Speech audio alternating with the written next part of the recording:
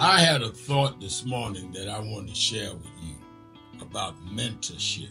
I am able to do a lot of what I do because I had great mentors, but there are correct ways and incorrect ways to mentor people, in my opinion. I was mentored as a boy preacher by Bishop F.D. Washington, one of the great Pentecostal preachers of his time. Then Reverend William Jones became my pastor after Bishop Washington died, who was unquestionably in the top 5 black church ministers, theologians. Reverend Jesse Jackson, I started my activism under his leadership, he and Reverend Jones. And I learned politics directly as a youth director from Shirley Chisholm. So even though I didn't finish college, I had the most unique education in the world from being exposed to giants. But the one thing I learned is as I grew older and people started coming younger than me and wanted me to teach and mentor them, the magic of the mentors I had is they did not want me to be their clone.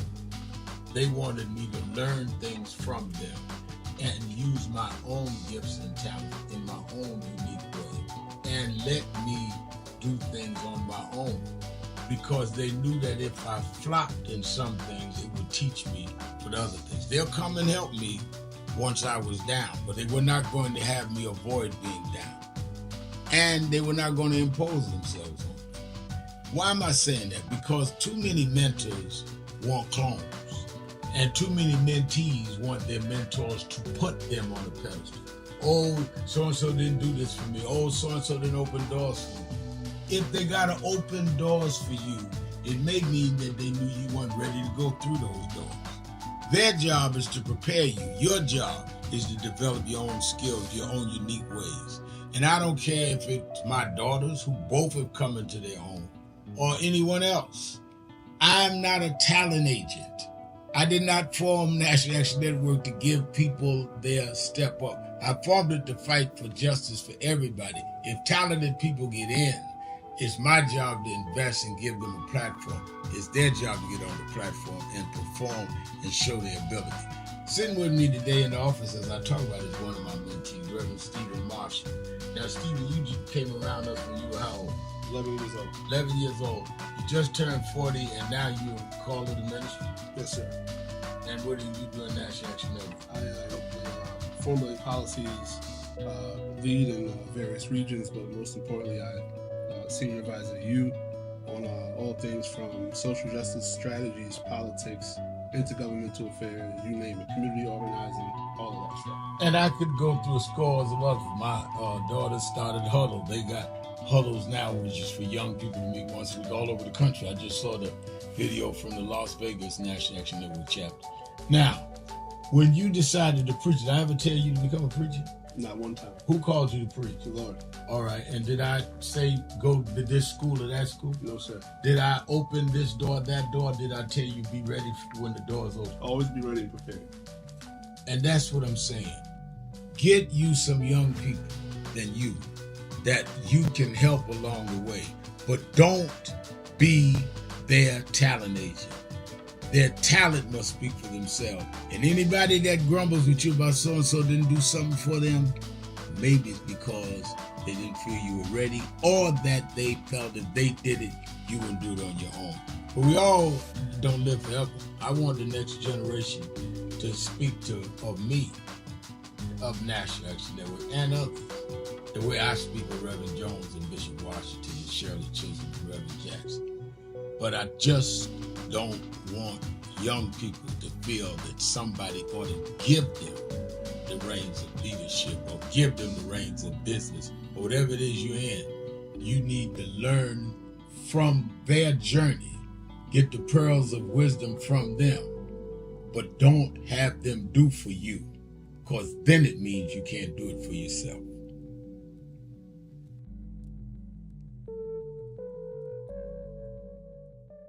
Thank you for joining us for Weekdays Live with Reverend Al Sharpton. Take the time to share this broadcast right now. Tell your friends it's time to keep it real with Reverend Al. Comment your questions now in the chat or call Reverend Al Sharpton directly on air at 877-532-5797. Now stay tuned for Reverend Al.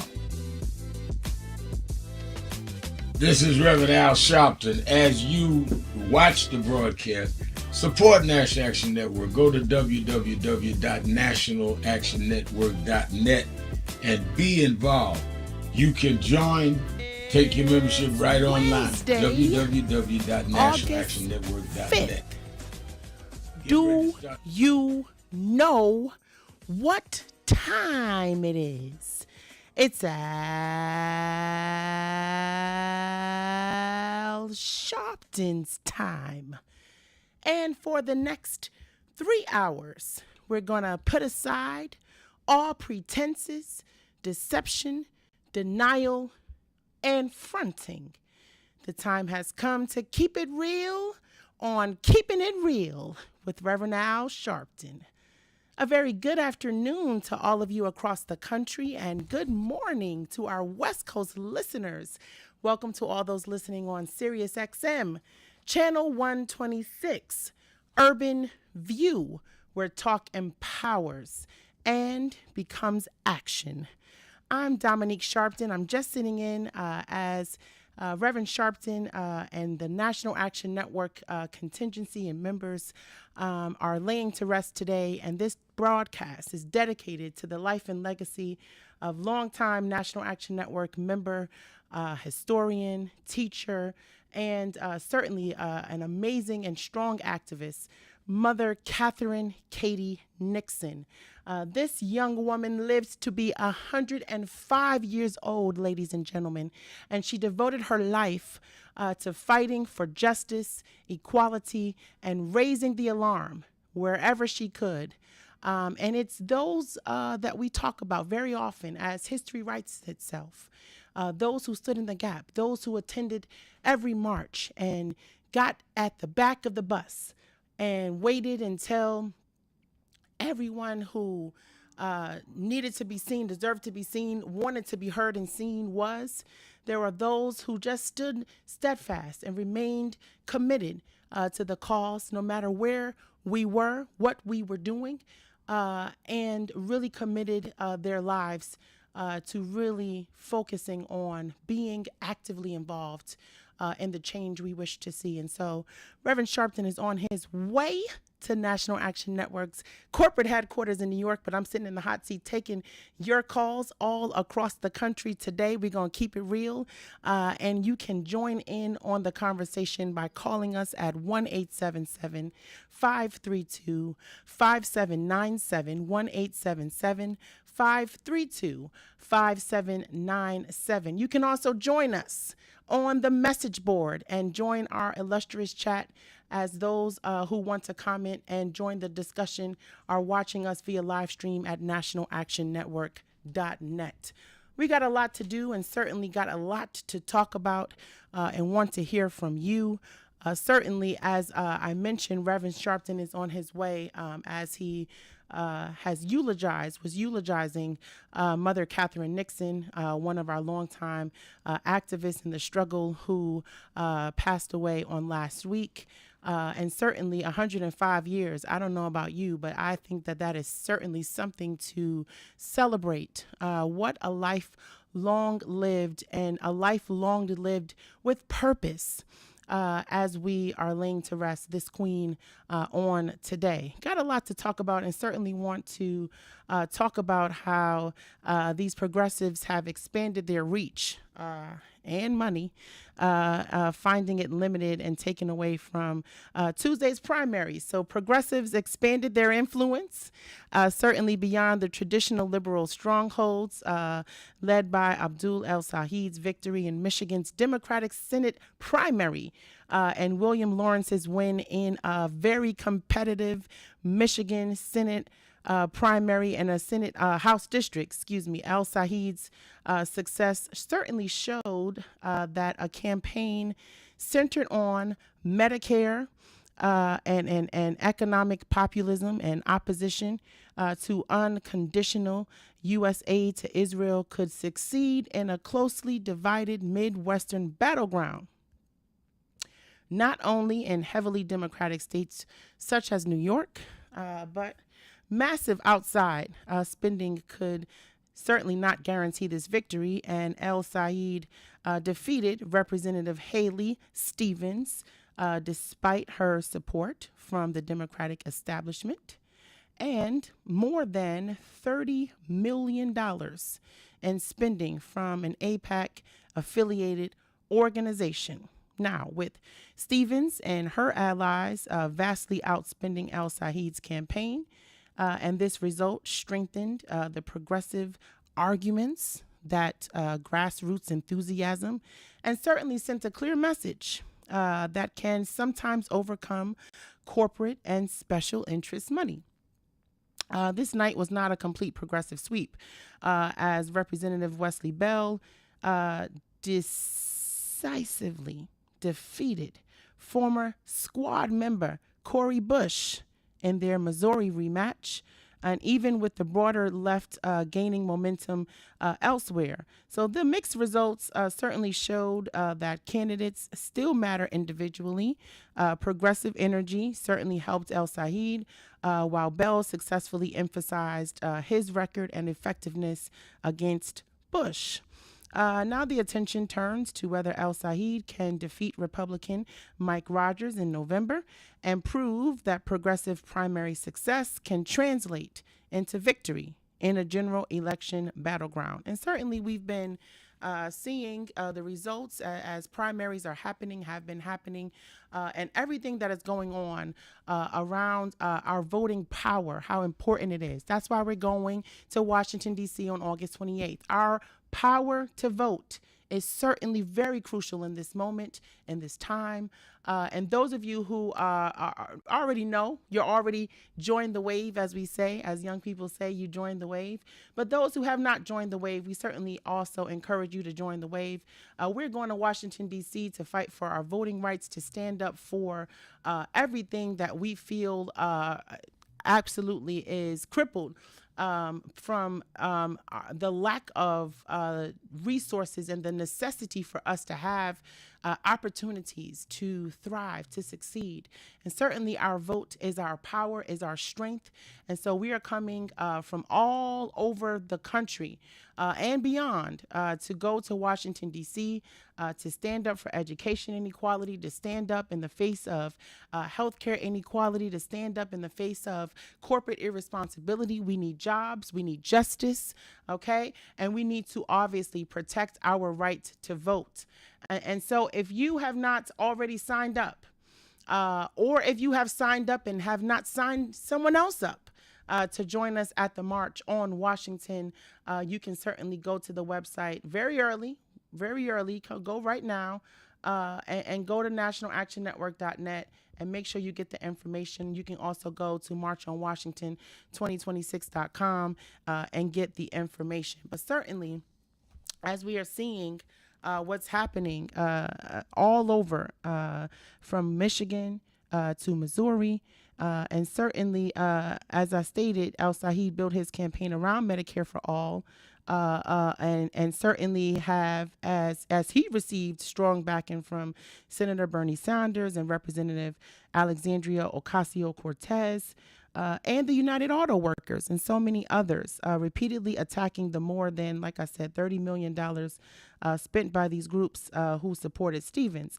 Now, if we are talking about what is going on in terms of our power, and certainly as I spoke about Mother Catherine Nixon and those who have really remained steadfast in the community, being nurturers and caretakers, and really activists for change, unapologetic in their voice and in their stance, to stand up for what is right and for what is just. I feel like it is a resurgence for us all over the country as we're hearing these things happening, as we are seeing these stories unfolding, as we are being a part of really making the history that we will read about and will come to learn about in centuries that follow, in decades to follow, and for the next generation to pave it forward. I think that we have seen this resurgence of energy to get involved, to do something positive, to be in the fight.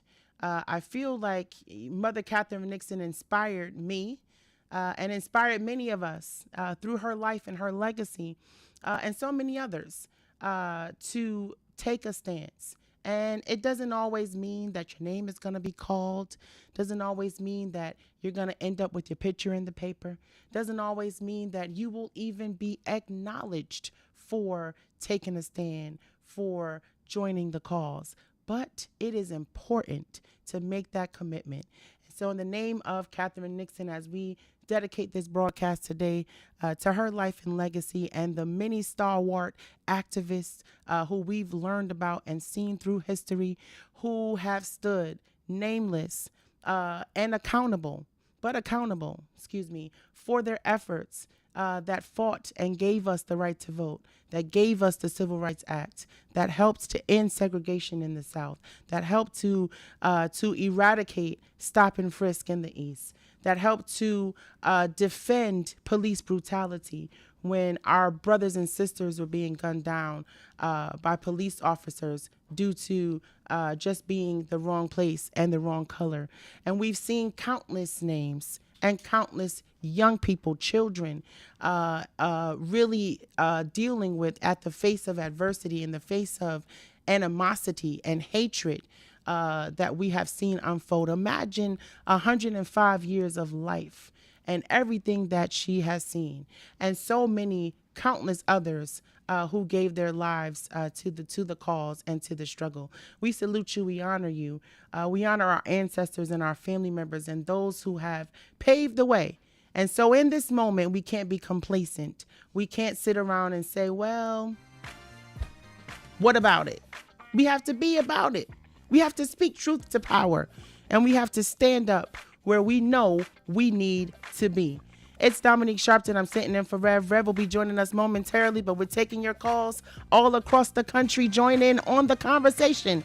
Call us at 1-877-532-5797. We'll be back with more of Keeping It Real with Sharpton. We'll be right back.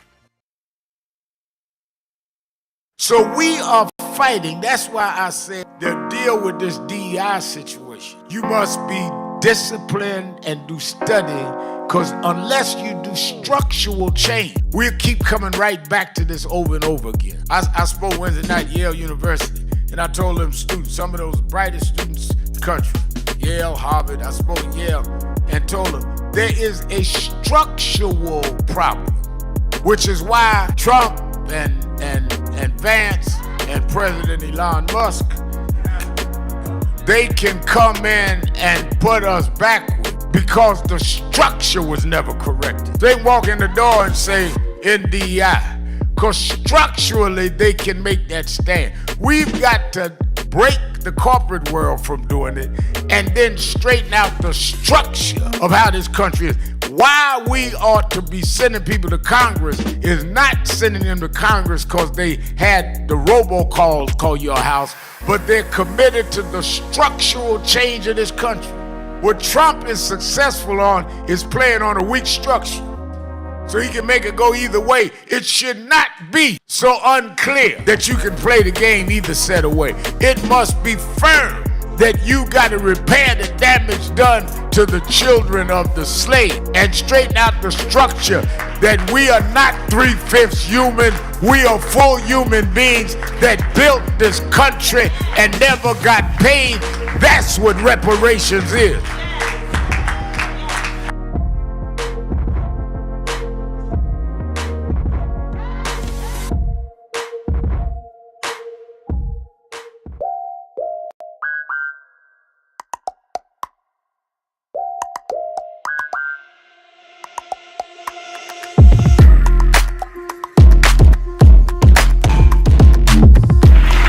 Is a house of justice.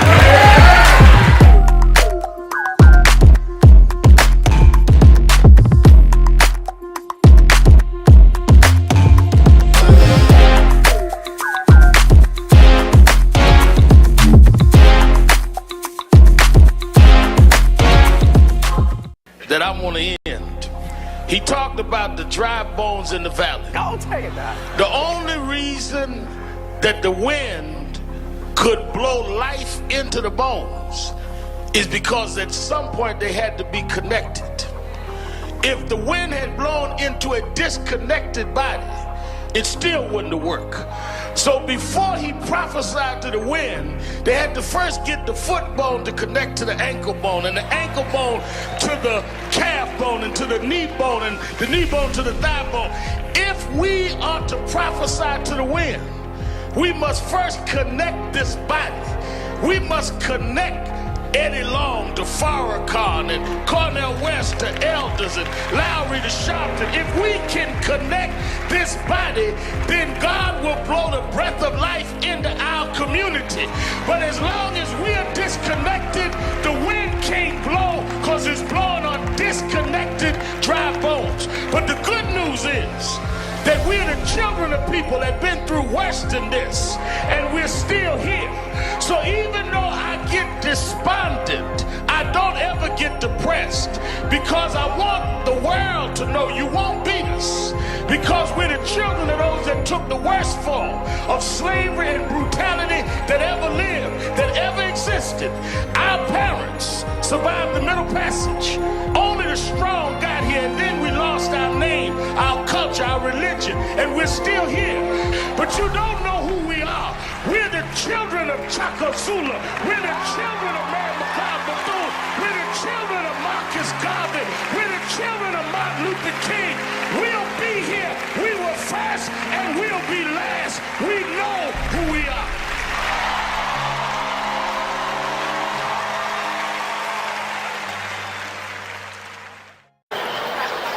With respect to black culture, there is one person who has been doing this for decades. He has been supporting our communities. He's been fighting for our communities in the trenches. He's a fighter, he's a civil rights icon, and he's a visionary. The Reverend Al Sharpton. Thank you.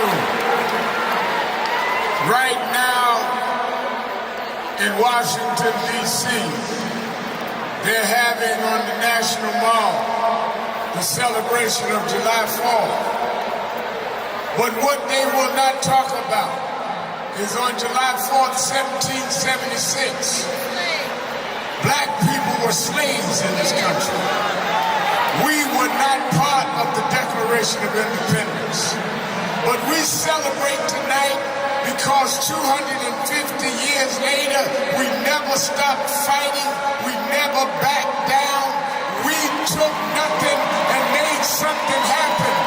If you want to celebrate something, celebrate that we built this nation on our backs and never got paid. They sang America the Beautiful. We made America beautiful. They say America the Great. We made America the Great. And we fought and we bled and we died to get the right to vote. And now Trump and them are trying to take that right. We fought too hard. We spent too many nights in jail. We will vote like we never voted before.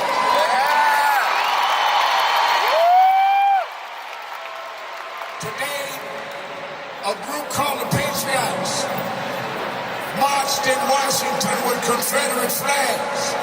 Well, on August 28th, Martin Luther King III and I are having a march in Washington on the day his father gave the I Have a Dream speech. I want everybody to be there. We're going to stand up and show the dignity of our people.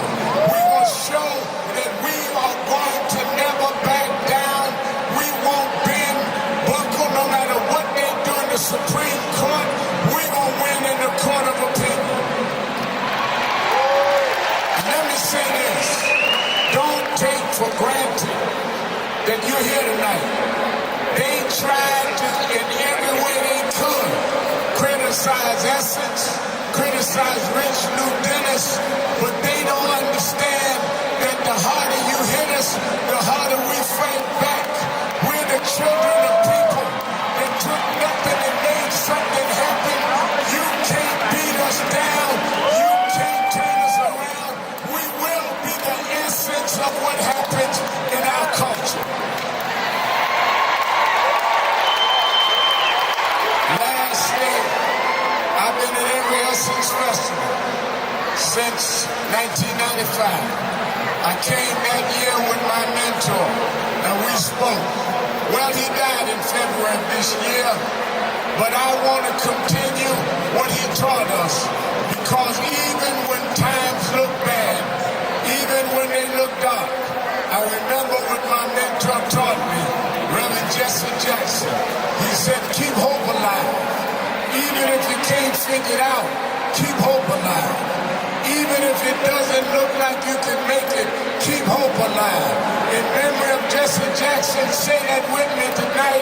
Let him know on July 4th from New Orleans, keep hope alive. Keep hope alive. Keep hope alive. Keep hope alive. Keep hope alive. Keep hope alive. Keep hope alive. Keep hope alive. Thank you. God bless you. Thank you. Make some noise for the legend. I've been at every Essence Festival since 1995. I came that year with my mentor, and we spoke. Well, he died in February this year, but I want to continue what he taught us, because even when times look bad, even when they look dark, I remember what my mentor taught me, Reverend Jesse Jackson. He said, keep hope alive. Even if you can't figure it out. I'm Dominique Sharpton, sitting in for the Rev. Rev is going to be joining us momentarily. He is heading to us as we joined the services for a longtime National Action Network member, Mother Catherine Katie Nixon, who lived to be 105 years old. Reverend Sharpton will be joining us, but I am certainly sitting in the hot seat, taking your calls all across the country. You can join in on the conversation today by calling us at 1-877-532-5797. Abdul El Said's Michigan Senate primary victory. We've been talking about, is the Democratic Party moving left again? Well, this wasn't just another primary, y'all. Michigan certainly may have become the biggest test yet of where Democratic voters actually are heading after the 2024 election cycle. And certainly this defeated establishment-backed Haley Stevens, despite millions of dollars, as I mentioned, being spent against him. And, you know, the race is already being viewed nationally as a battle between the Democratic establishment and its progressive wing. Now, this election tells us several things, and certainly, you know, we can talk about it all day. And I know Disco Brian is going to call in about this. But progressive politics is not dead. After Democrats lost nationally, and many analysts, have predicted progressive candidates would lose influence. Instead, Michigan voters nominated someone running on Medicare for all, running on economic populism, running on limiting corporate influence, right? And strong criticism, obviously, of unconditional military aid to Israel. Now, that suggests, right, that there is still significant demand for progressive ideas, and especially among Democratic primary voters. But money doesn't always buy elections, right? And certainly Stevens had an overwhelming financial support, and millions were spent by outside organizations. Yet El Said won. And that raises a larger question. You know, has grassroots organizing become more valuable than television advertising? Those that work the ground, work the room on the ground, those who are present, moving through the streets, shaking hands, knocking on doors. That organic movement obviously has not died, and certainly has become, and as we see, it is very effective. Now, November becomes the real test, and certainly we're not there yet. But winning a Democratic primary is one thing, but winning statewide in Michigan, obviously against Republican Mike Rogers, is another thing. And so Michigan remains certainly one of America's premier battleground states. And if El Said wins in November, Progressives will argue that their message can succeed nationally if he loses. Moderates will argue that Democrats nominated someone too liberal for swing state voters. But should the Democrats move more left, or toward the political center? Can Medicare for all still win nationally? And certainly we've seen and dealt with, obviously this was, one of President Obama's biggest things in fighting to get health care for all. And the Obamacare certainly, gave millions of Americans health care and access to health care, access to quality health care. But, has that died down? Is that still a realistic platform to be able to accomplish or to be able to stand on? And certainly, I don't think I wouldn't say I was surprised by this victory, but I feel like Democrats in particular embracing progressive policies or moderate positions, and certainly the big money, right? Does the big money still determine elections? And obviously we're seeing, what organic movements can do, what the people who come out and the people who feel engaged and feel uplifted or feel energized, how that moves to votes. And so it's very important, and I feel very critical in this moment that we recognize what time it is, right? We recognize what's happening and what's going on, and we put our feet to the pavement and we put our activity into motion. And so I feel like this was, I said it, brother. I said it was a resurgence of energy, and this is, exactly what we need to see in order for us to keep moving forward. So I feel all the good things, but I also know that we have a lot to do, and we're in trouble in many different ways. And so we've got to speak truth to power, and we've got to stay really committed to our activities and what we're doing. And also this thing with this FBI and Trump, and Russia with this investigation. What do the newly released documents actually show? I want to talk about that. Now, this topic certainly requires a lot of careful distinction between facts and interpretation. So let's get it clear. Newly declassified FBI records have reignited a debate over the investigation into Donald Trump and Russian interference. Supporters are saying that the documents prove that Donald Trump was unfairly targeted, right? Now, critics argue that they do not erase Russia's interference or the legitimacy of the broader investigation. But let's separate fact from opinion, right?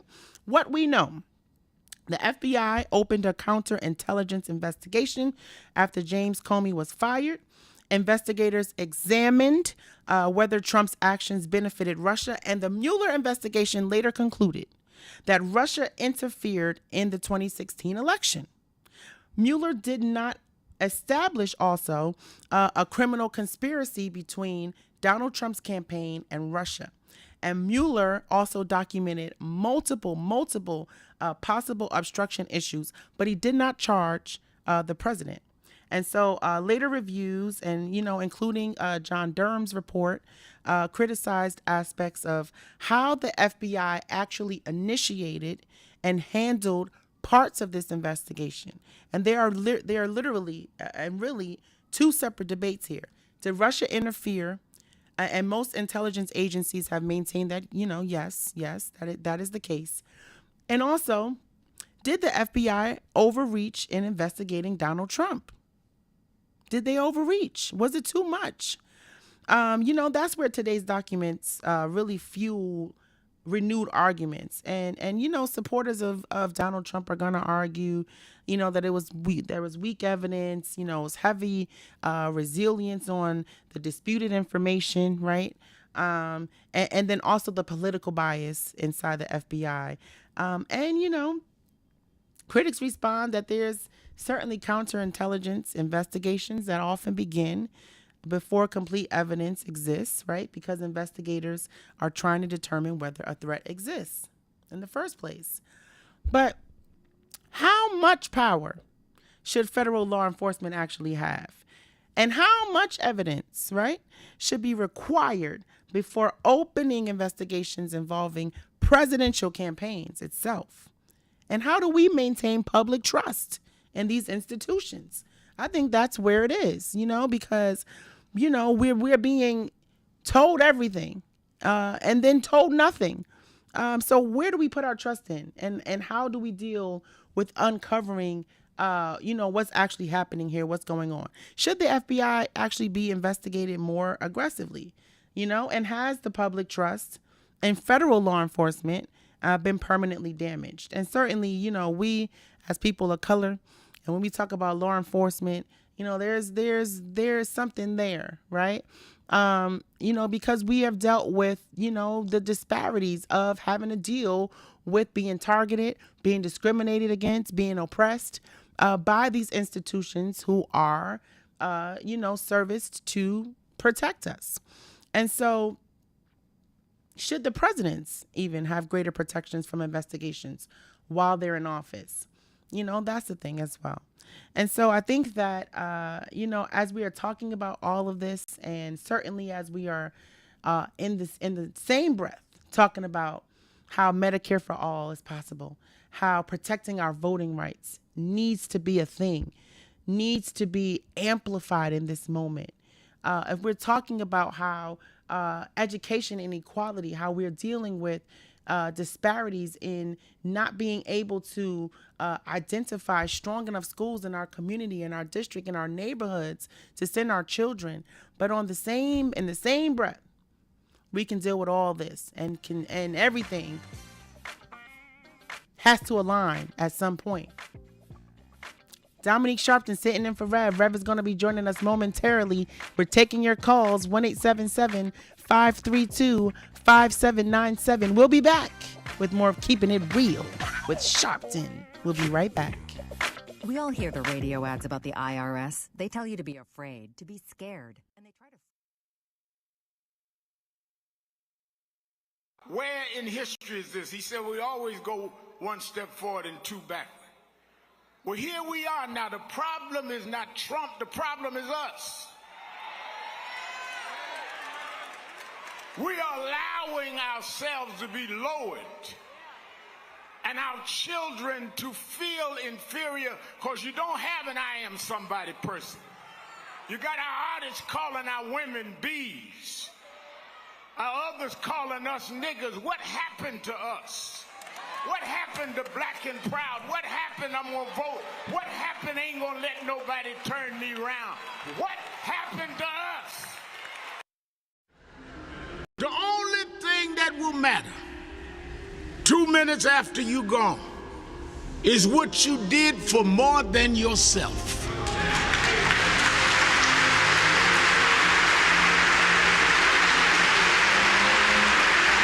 Think about this.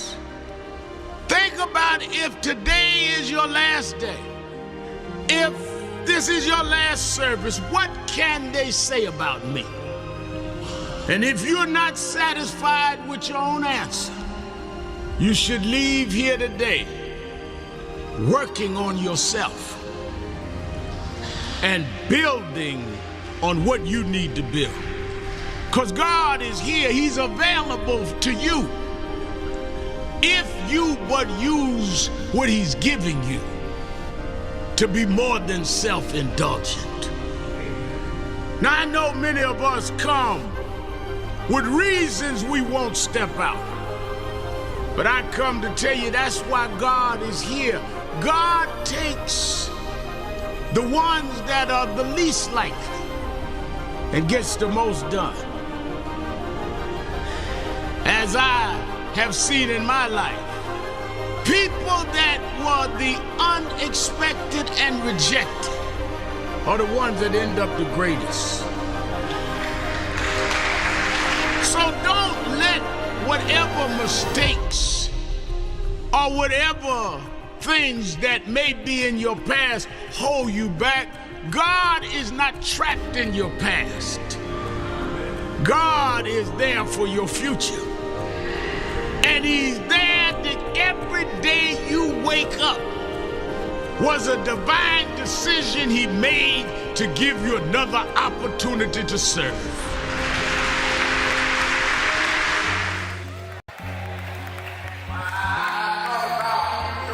Look at everything. I went a couple of nights to go to the Knicks game. They lost. Last night I said, I'm not even going down there. I'm going to go to bed. I got to fly to Hampton on to Chicago. And by halftime I said, man, they ain't going to win this game. They down 29 points.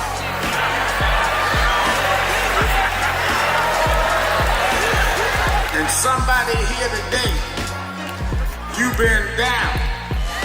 They counted you out. People say there's no way you come back.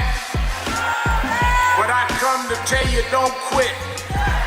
For there's another half to play. And God will take you and let you win when the odds are against you. I know they're talking about you, but preach anyhow. I know sometimes the pews are empty, but preach anyhow.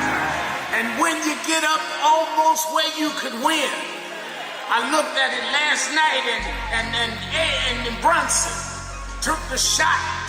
It looked like it was going in to win the game, but the shot hit the rim and all hope was gone. But then an African named Boyd OG just stretched through the crowd and he kicked in the winning shot. If you hold on, God will tip your win.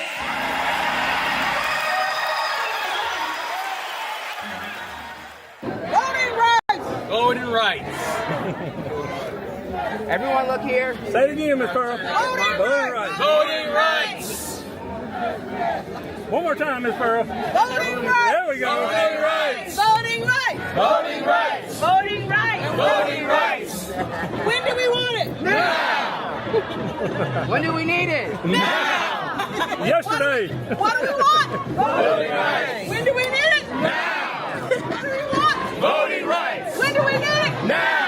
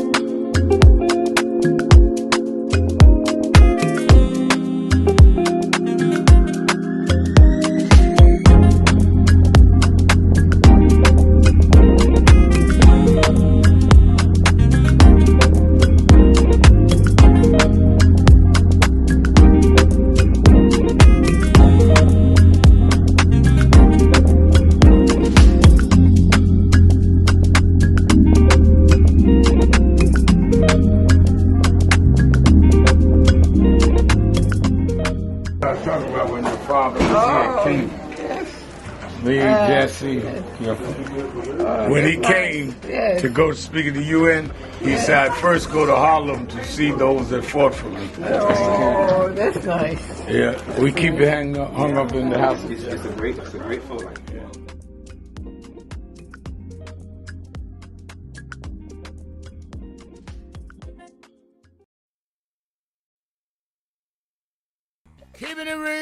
Keeping it real. I'm your host, Reverend Al Sharpton.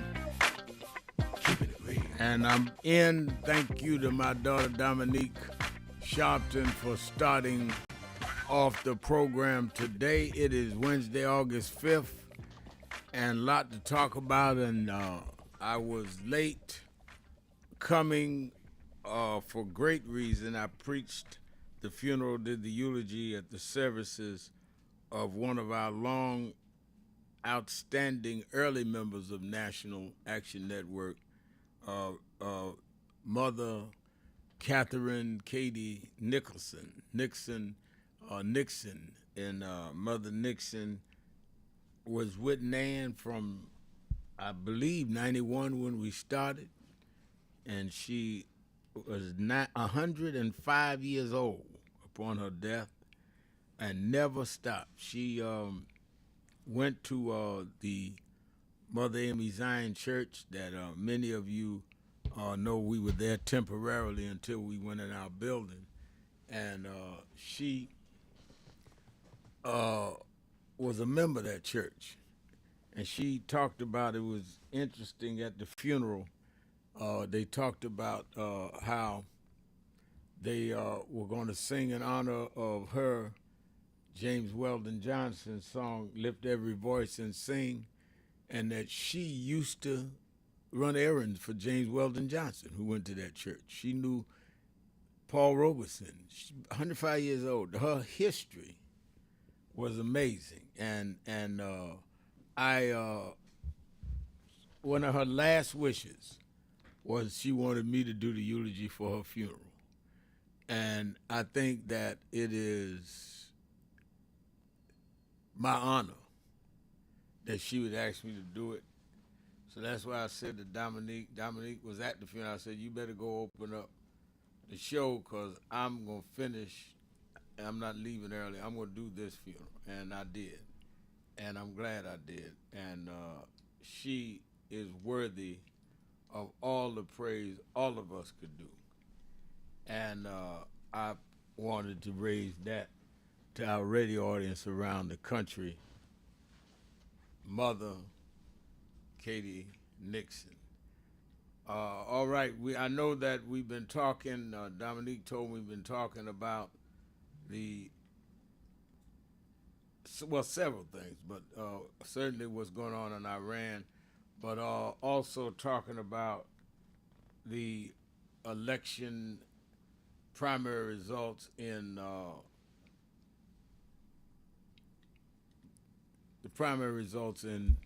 Michigan, El Said winning, but only by 1 percentage point, when they predicted he was 15 points ahead. And I said I did a little Morning Joe this morning for a few minutes, and I did the whole hour with Stephanie Rule. And I said then, and I repeat to you all, what the progressives must deal with is their outreach to the black community and deal with our issues. And if anything brings that home, is this election. Yes, we don't want business as usual. Yes, we're tired of the same old.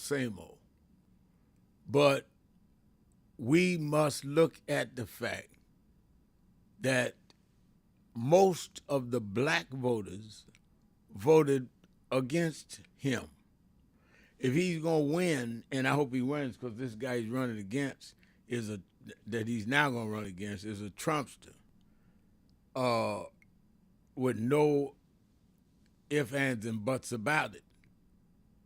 I think that if he does not reach out to the black community and to the older voters that didn't vote for him, not only will he lose, we'll lose. Because Rogers will win and Trump will have the Senate firm. Now, Haley Stevens said she would vote for Said if he won, and she said it. Well, Shannon is on the message board. Said, hello, Reverend Al. Haley Stevens said she would vote for El Said one on your show. Time to see if she stands by her word. She's already sent out a message that she's going to support him. And they're supposed to go to a Democratic breakfast or luncheon together and stand together. The question is how he gets the turnout and makes blacks feel that they have a vested interest in this winning. And I think we do. Because Rogers is going to continue the Trump stuff, ending DEI, anti-labor, ending any kind of voter rights progress. But Saeed has got to come in our community and sell that. And I've said it. I said on the air this morning, the shows I did, that Alexandria Ocasio-Cortez has began last several years reaching out on black causes. I think Mondani is trying to do that, has done that, reaching out to them. Others have not. And you cannot be progressive if I don't see the progress for me. Progressive for who? Ramel, are you moderate or progressive? Well, who is the moderates and who is the progressives, and who is aggressive on my issue? Don't act like I don't have issues. I respect the Jewish community saying you got to respect us to get our votes. I respect the people in the Middle East saying nothing should move till we deal with Palestine and Gaza. But why am I being divisive if I say you got to deal with something with black folks? Everybody stand up for their folks, and I got to apologize for standing up for us? Hello, I am black. I'm going to stand up for black. God made me black. I wasn't in not born land and they asked me what you want to be, and I chose I wanted to be black. I was born that way. That was God's decision, and I'm going to stand up. He must have made me black to stand up for it. Now, if you don't know why you was born black, that's you. I know. I was born for a reason, to work with everybody else. But I'm going to work for me too. Coalition is not co-option. Coalition is not where it's all about somebody else. I don't care whether they are Jews about Israel or about Arabs about their issues. I want to work for what's right for the Arab community, but you got to work with me for mine. One-sided coalition is not a coalition, it's a co-option. And we got to stop that in the name of, well, the so-and-so's progressive. Progressive for who? The same people that are defining our politics are gentrifying our communities and knocking down our black businesses. We need to have a real serious talk about that. And I know a lot of people are scared to talk about it, but I'm not. That's why I call the show Keeping It Real. Let's get ready to take a break. I'm going to open up the phones and read your messages on the message board. Again, let me thank Dominique for starting the show as I did the eulogy for 105-year-old Katie Nixon. Mother Nixon, Mother Catherine Nixon, one of the early members of National Action Network. Take a break. Be right back. Keeping it real. Shopton. Be right back. Keeping it real.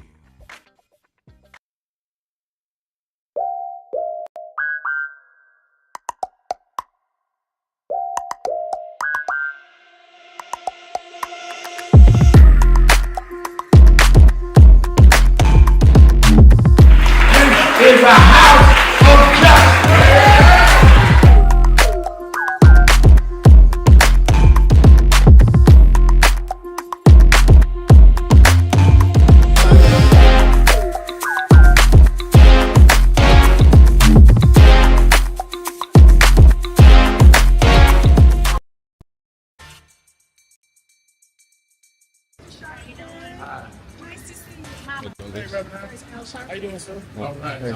It's Claudette Williamson from Atlanta, Georgia, And the last time I saw Reverend Sharpton was in New York City at Sylvia's.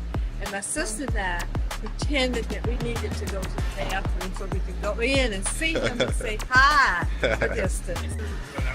I'm okay. You look great. My name's New York City was Sylvia's. Oh. My sister told us, can I get a picture? So we can see. Wave at you, and today I. Lisa? Yes. Oh, the picture. We're her children. Thank you all. Reverend, it's really great to meet you. And were you in?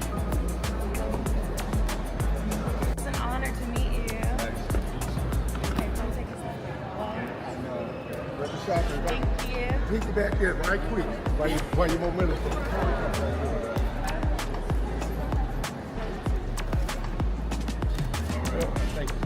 One more, please.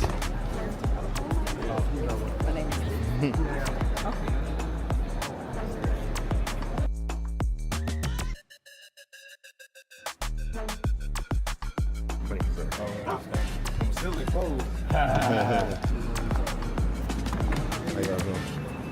Oh my God. How you doing? Oh, come on, man. I gotta get a photo. All right. Appreciate you, man. Have a good one, man.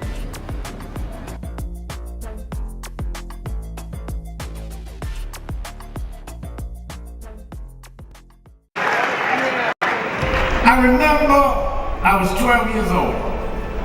I was a boy preacher in the Church of God in Christ. Bishop Shear knew my bishop, Bishop Washington. Bishop Washington, my mother was concerned I was getting into politics. They brought us to Reverend William Jones. His daughter's traveling with us. And Reverend Jones introduced me to Jesse Jackson. I became his youth director in New York at 13. I liked Reverend Jackson because he was a little hipper than the older preachers. He was 27, I was 13 by the time I became youth director. So he was like a father figure to me. When I got about 40, he said, quit calling me father, call me big brother. We went to the car center, and James Meeks and Jesse Jr. and I had dinner with him that night. And that's where he said to us, Al, Meeks, Jesse Jr., y'all are my disciples. And we said, disciples? And for years we joked each other. I'd come in the room and Junior said, here's disciple number one. But discipleship meant you carried forth the vision. The next day, he took me on the ferry to Goree Island, Mrs. Jackson. On Goree Island, he showed me where the slave camps were.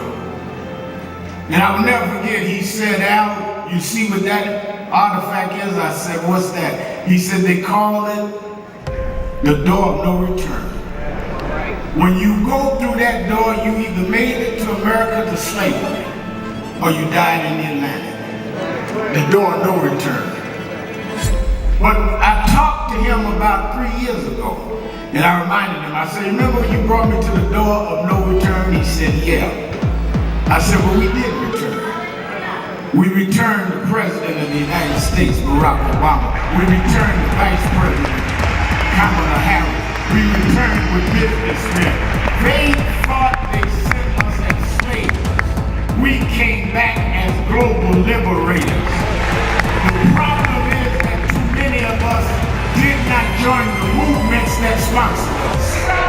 And there was a breakout in 2024 called Negro Amnesia, where you forgot where you came from and forgot how you got where you got.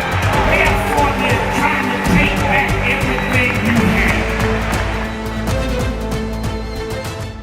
So who is Al Sharpton anyway? Who is this 33-year-old preacher without a church? A number of black New Yorkers as well.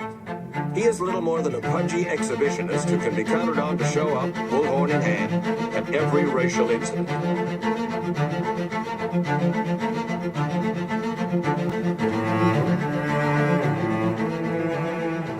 I often quote Mark Twain saying, the two most important moments in life is the moment you are born and the moment you find out why you were born. I had a very troubling conversation the other day that prompted me to do this little video. Young man that I've known a while came to me and he was crushed. I mean, really crushed, because people were criticizing his work. He's in the ministry, but he's also an actor. And he said he couldn't understand why people were jumping all over, criticizing him, trying to find scandalous and derogatory things about him. And I told him, I said, you know, you're very young. You don't know the road I've traveled. They call me everything but a child of God. Racial discord, a blabbermouth, a loudmouth, too flamboyant, an agitator, a racist, I a race had to baiter. learn. Yeah, right. I was not defined by how others saw me. I was defined by how I saw myself and whether I was being true to myself. Some of you watching this don't like me. And it doesn't matter as long as I know what I'm doing. And I like me for being real. So I'm doing this video to say to you, whoever you are and whatever you do, you may not be in ministry or social justice, none of this stuff, but don't live your life worried about opposition or people that don't like you. You can turn that around. Use me as an example. The same people that call me a scam artist, a con artist, a sellout, or racial hustling, I kept going. And the people I respected started respecting and publicly embracing my work. When Coretta Scott King, the widow of Dr. Martin Luther King Jr., had this to say about Al Sharpton. A leader who has protested injustice with a passionate, unrelenting commitment to nonviolent action in the spirit and tradition of Martin Luther King Jr. And I am talking about your leader, our leader, the Reverend Al Sharpton. The other thing that hasn't changed is the National Action Network's commitment to fight injustice and inequality here in New York City and across America. And that's not only a testament to Reverend Sharpton, it's a testament to all of you who are here tonight. First and foremost, to Reverend Sharpton. I saw him when he first came on the scene, and I have marveled at his tenacity, at the development of his intellect, and his devotion to our movement, and much he has contributed to the world we are experiencing. I am honored, and I must say that when I had my debate with Dr. King on the issue of the church and religion, he didn't warn me that after his departure, his space would be filled by another preacher, and that preacher would be Al Sharpton. All you want in life is people that matter to you to say you did all right. And more important, that you can look in the mirror and say you did all right. Thank you, Rev. Thanks for that introduction. Look, we've known each other for a long time. I'm grateful not only for your leadership and partnership, but quite frankly, more importantly, for your friendship. And thanks to all of you, members of our nation's most important civil rights organization. You have been, over all of your years, such an extraordinary leader. You are a voice of truth, a voice of conscience, a voice of practicality around what we must address and what we can do. I am your and host. I thank you so much for your friendship. I remember the Reverend Al Sharpton, and we're back. 1-877-532-5797. 1-877-532-5797. And I talked about the victory in Michigan of El Sahid, and how I feel now there must be reaching out in Michigan among the progressives with more of the black community which voted against them. And I think that the other thing that is buzzing around Washington is that the future for Jeanine Pirro as the federal prosecutor in Washington, D.C. area is a little unsteady when she announced that they were withdrawing the indictment on this man that they had indicted, saying that he had butchered up, I'm using the word, they didn't use that, the reflecting pool. And now she says there's no evidence to support that. And I raised the question that I raised yesterday. If there was no evidence to support it, then what did you present to a grand jury to indict him? I mean, these people just openly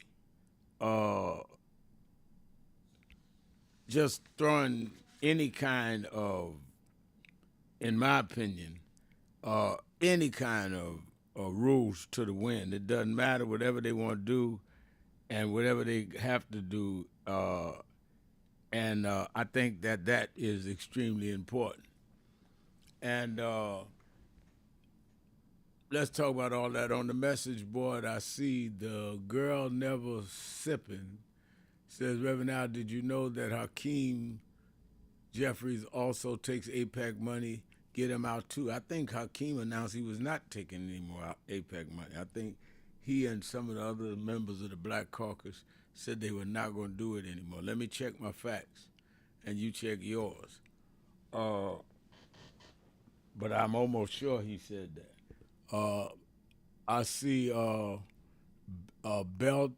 Belita says this is a people's movement. If Dems don't get on board, they'll be left at the station. Well, I think that's a good line, but I don't think that's going to beat Rogers in Michigan. I think you're going to need Dems, progressives, everybody get online. You won the primary by 1%. So let's not act like we don't need all hands on deck. And I think that arrogance plays into the Republicans.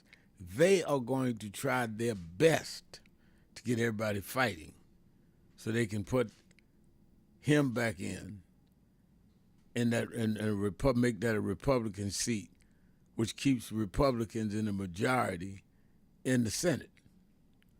So let's not be in our euphoria winning a primary, start insulting everybody like you ain't gonna need them. Because you are. If the objective is go to the Senate, not just to win a primary. Now, if you just want to win a primary, clap your hands and be happy. But what does that mean? If you just won a primary and lose in November, by December, you'll be yesterday's sandwich and nobody likes crusty bread. You won the right to fight. You're not in the fight yet. The fight is in November. And you're going to need everybody for that fight. You think they poured their money behind Katie, they going to give money that you wouldn't believe behind this Republican. Why? Because if they lose the Senate, Trump can face serious Senate investigations. He already will probably face that on the House side with Hakeem as Speaker. He doesn't need the Senate to confirm it, and they can block all his legislation, all of them. So it is real clear that we need to do what we need to do. I see the mayors on the message board saying, great eulogy for Queen Mother Nixon, my shepherd. I was in attendance. I didn't see you at the funeral. Glad you was there, great woman, and I'm glad I was able to do it.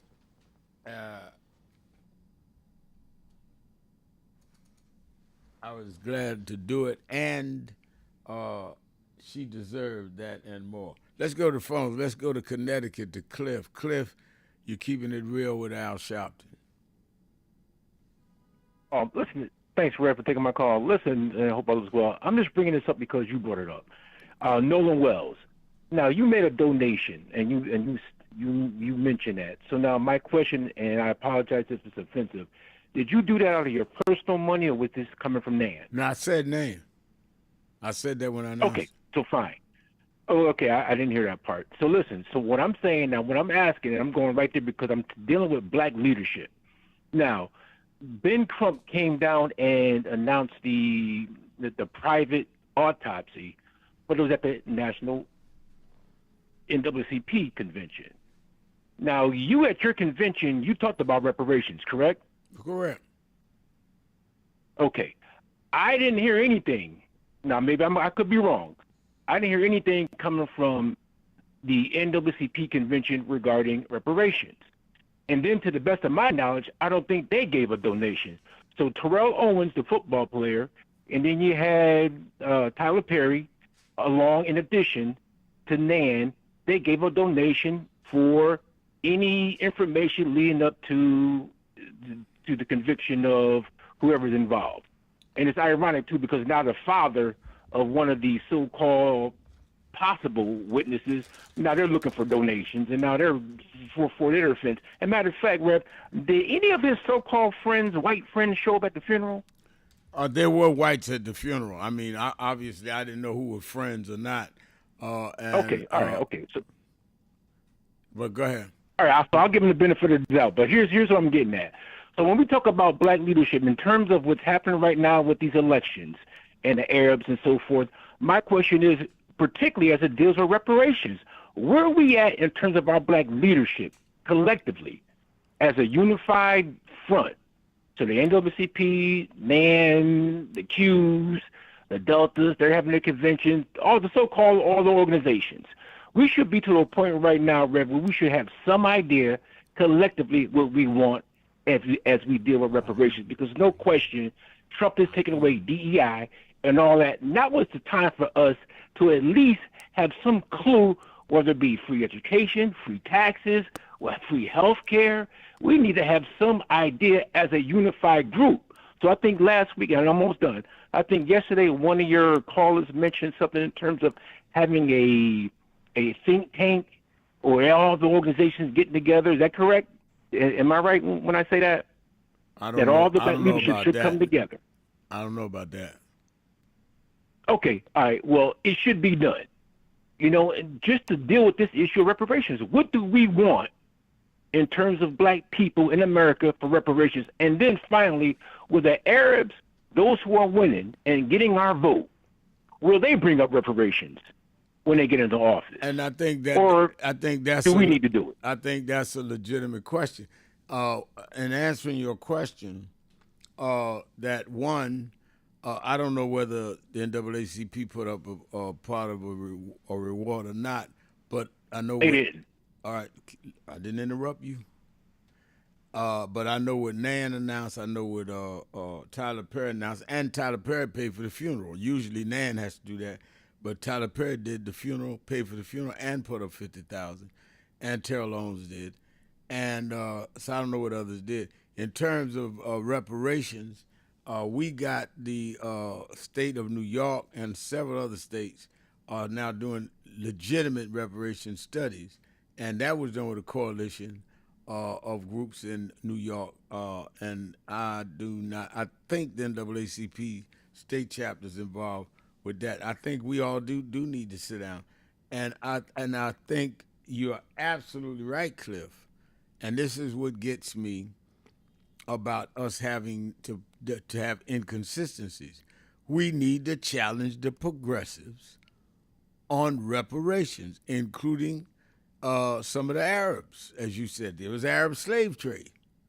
So, I mean, I don't agree with those that sit around with AIPAC, but I don't agree with those that are cutting deals with the Trump family and not dealing with our issues either. So you can't have it both ways. You cannot have a yardstick on Israel, which we should, because Netanyahu, to me, has done criminal acts. But so have some of the people in the Arab countries done to us.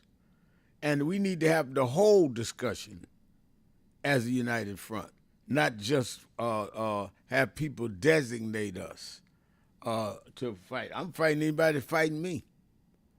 These people in Dubai gave Trump a jet plane. Another financier over there in the Middle East gave a $2 billion with a B dollar deal to Trump's son. Are they doing business with black businesses? I have black financial institutions that I've been jumping on, city, state, and private industry about doing business with. They cannot get into certain elements in the Middle East. And I'm not talking about Israel. So I'm saying let's play the game by one set of rules. Otherwise, it's a crooked game. All right, thank you for your call. Let's take a break. We'll be right back. Keeping it real. Shopton, be right back. Keep it real.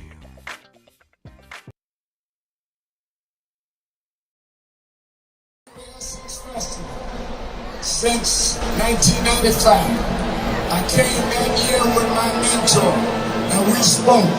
Well, he died in February this year, but I want to continue what he taught us, because even when times look bad, even when they look dark, I remember when my mentor taught me, Reverend Jesse Jackson. He said, keep hope alive. Even if you can't figure it out, keep hope alive.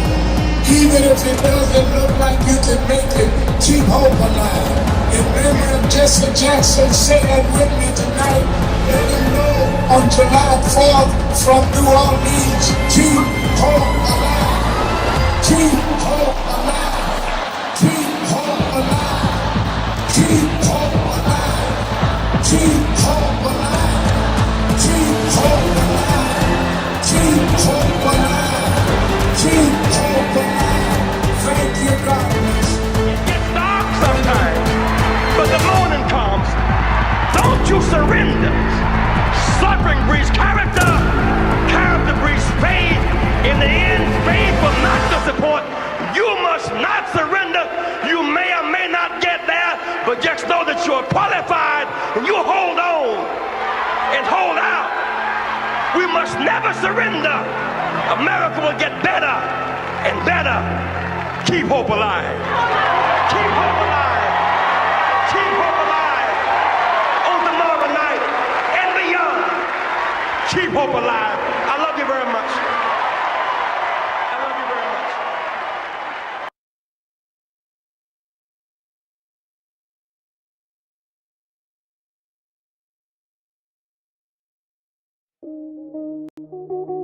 It is really a intersection of both emotions, because when I was 11 or 12 years old, so I watched the news a lot and I became enthralled with the image of Adam Clayton Powell. I was around 11 and I convinced my mother to let me come up to this church to see Adam Clayton Powell.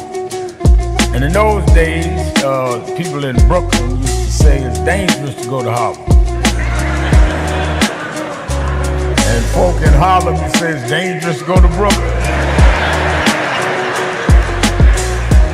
Now, to 135th Street, and I came, sat right back there, and Adam Clayton Powell walked down this platform. And I remember after the church, in those days, Johnson, the pastor's study was right inside with the plexiglass, and I knocked on the door and I told the secretary I wanted to meet Reverend Powell. She looked down this little 11-year-old boy. She said, really? She said, who did I say? I said, Reverend Al Sharpton.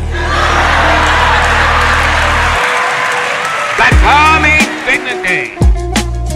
Means we're gonna walk side by side with you, or through you. We're gonna be with dignity and integrity. We don't want any more than you have, and we're not gonna accept any less than you have. That's my fellow.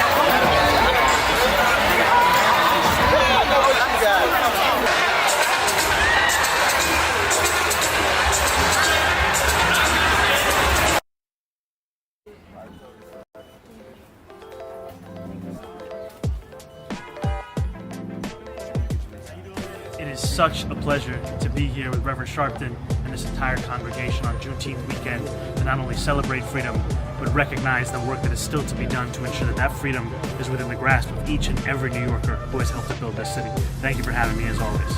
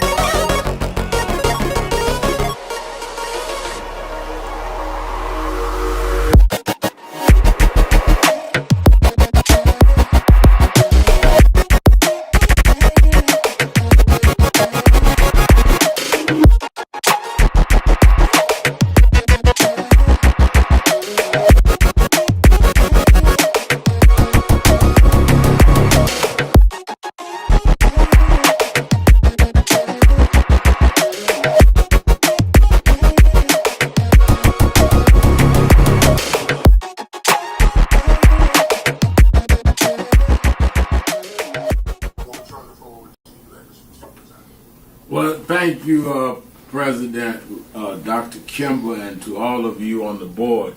I wanted to personally make this appeal from National Action Network and Martin Luther King III and Andrea Waters King, that we've been moving around the country organizing to deal with the question of redistricting when they have used the Supreme Court now to redraw lines that will in many ways break up majority black voting districts.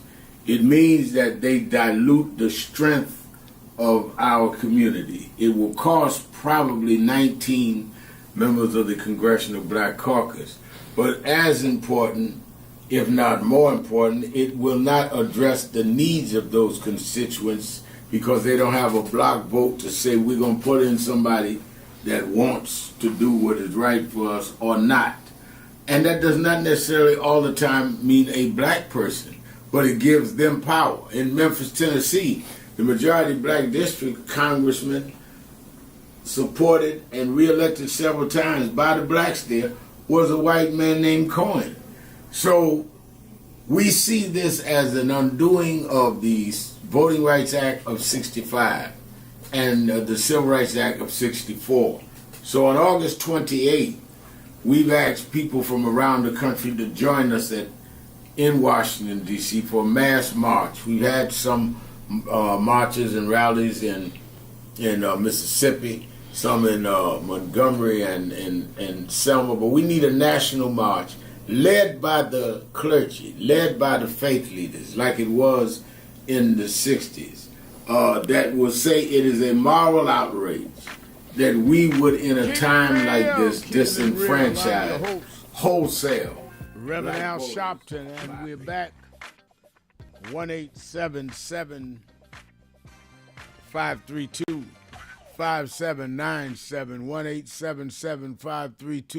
1-877-532-5797. Let's go back to the phones. Let's go to Zoe in Queens, New York. Zoe. Hey, Rev. Good afternoon. Good afternoon. I'm disappointed that Cori Bush didn't win, and I'm just trying to understand people in Missouri, St. Louis area that voted for her a few years ago. Are they not coming out? What is it that this guy that beat her is saying different than what she? I mean, I know she's against Israel so far as the that PAC money, which everybody should be against that, but I'm disappointed that she lost. But Rev, let me ask you a question. Why does it seem AOC and Bernie Sanders, it seems to me that they're on a different page than the rest of the Democrat Party? Why can't the Democrat Party come together as one, as it seems as though the Republican Party is as one, and just come together? It seems like there's a split, and I don't understand why. Because you look at the victory that this gentleman had in Michigan last night. I doubt very seriously if he's going to beat that Republican senator. The Democrats got to come together. Like, I'm glad Mondani won in Manhattan, in New York, but Rev, I'm not understanding the Democrats. Yeah, well, I think your lack of understanding it is shared by many. I will say this, that I think that if they do not come together and at least find common ground, I don't think we all have to have the same view on everything, but there must be a coming together to the point where we don't have to give up basic principles, unite and get Trump out, and then we can fight stuff out. And I think that you're absolutely right.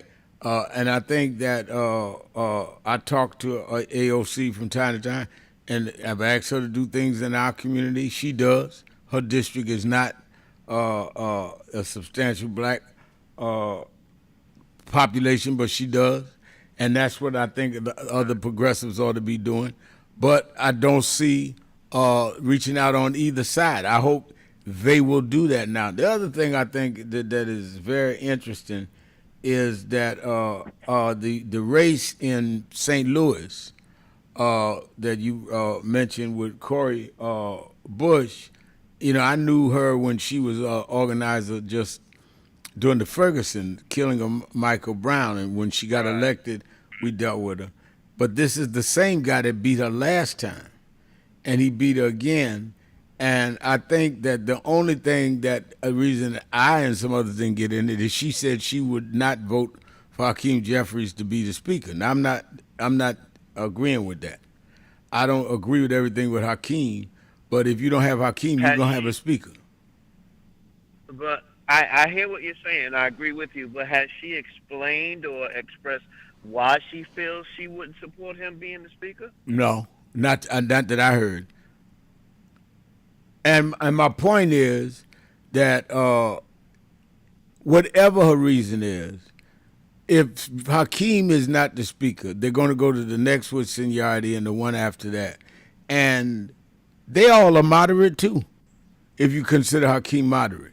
So you would rather not have a black speaker the first time in history to have other more of the business? I mean, so that kind of threw me off on Cori. But I didn't attack her. I didn't say, I haven't even said that till right now.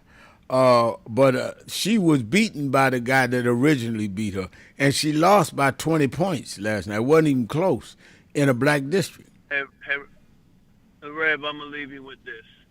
I miss our brother Adam Clayton Powell. Yes, God. I'm going to leave you with that. Man, love you, brother. Love you. You are so right. I was talking about Adam Clayton Powell at the funeral I just did for Mother Nixon. I mean, you talking about somebody that represented us strong, bold, and unapologetically. Yeah, I really, really miss Adam. All right, let's go to the sage of the South. Brother Jihad. Jihad, you keep it real with Al Sharpton. How you doing, Reverend Al? I'm doing good. Good. Two things. Let me say first. I also believe that they should reach out, but I also believe that we should reach out, and I believe that if they don't reach out, we should reach out. I agree. If that makes sense. I agree. Either way, if they don't reach out to us, then we reach out, and if at least we'll know where their position is completely. We won't have to guess. You know what I mean? If we reach out to them, or somebody in our group should reach out to them. And one of the reasons I say this is that one of the reasons that Jared Kushner and Trump Jr. and all those people are getting access to Saudi Arabia is because, of course, the father and the presidency, but they also reached out. They became friends with. So we need some influential person in our community also to reach out. If this brother becomes a senator, we need to reach out and form relationships. That's right. Because I agree even with though that. you might disagree in the beginning, if you have lunch sometime, if you can share, at least you can see if you can get them to support, if not all of your positions, at least some of our positions. I agree with You know that. what I mean? I think politically we paint ourselves into a corner all the time where it has to be this or that. You know what I mean? If I listen to Brother Cliff, who I don't know personally, but I know from radio, I do believe that Colonel Gaddafi, who was a Muslim and who was an Arab, reached out to give the Nation of Islam, I think it was $1 million or $2 million. No, $1 billion. Possibly. $1 billion. Yeah, he did. Yeah. And they blocked it. They that's blocked right. him from being able to do it, but he did try to do that. Yeah. That's right. Who was an Arab now? Because that's the key point. Who was an Arab? Right. And who was a Muslim? So the premise that they don't reach out, you know what I mean? They don't even agree with each other. To be honest, the Houthis trying to shoot the Saudi Arabia down now. Right. For legitimate reasons. You know what I mean? So the premise of lumping groups to determine whether they will support us or love or like us or come to our aid or not is kind of like dangerous, because different groups support different things. You know what I mean? But I think that if we reach out to them and not just categorize based upon identity, even us, we're different, right? Absolutely. Some of us support us, some of us don't support us, some of us support us, some of us don't support us. You know what I mean? And Reverend Al, the other thing I wanted to mention was Mandani. Has New York balanced its budget? Because that's what I heard, that he's balanced the budget in New York. He's gotten it closer. Have you heard that? He's got it closer, and he got the governor to come in with some revenue that help him balance to get through where he needed to get through. It's not all the way balanced, but Right. he did not have to cut services. And he and Governor Hochul, who don't agree on a lot, got together and solved that. Right. And I think that was a good thing. Yeah, and New York didn't die. The city of New York did not die. I can You understand tell you, what I'm I mean? sitting in New York right now. It is not Right. dead at all. You know what I mean? Hold on a minute. I want you to be able to finish. Let me take my break. I'll come right back. Keeping it real. Shopton. Right after this.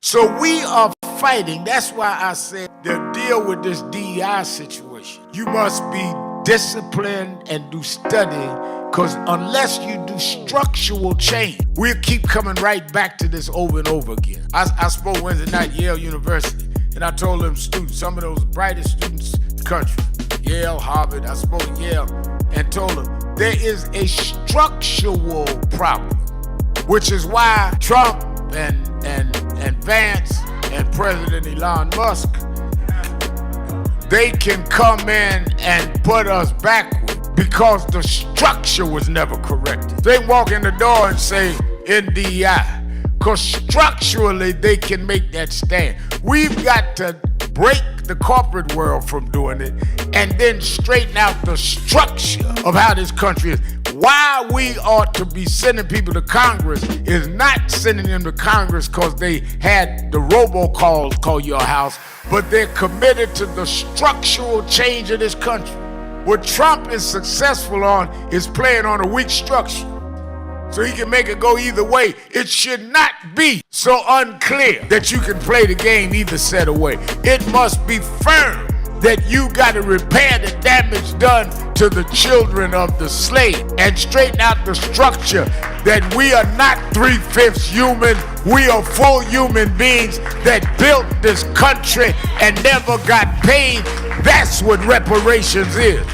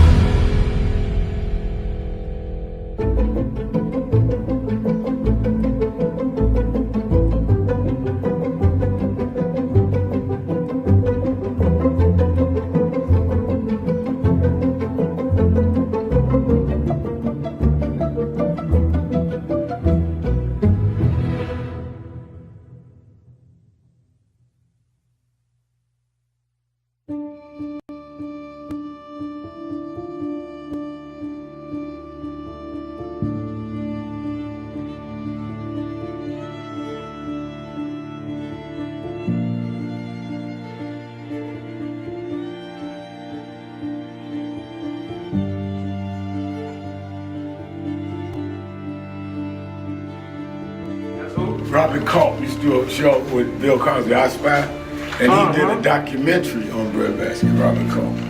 Oh, wow. You need to see that documentary. It's great. Absolutely.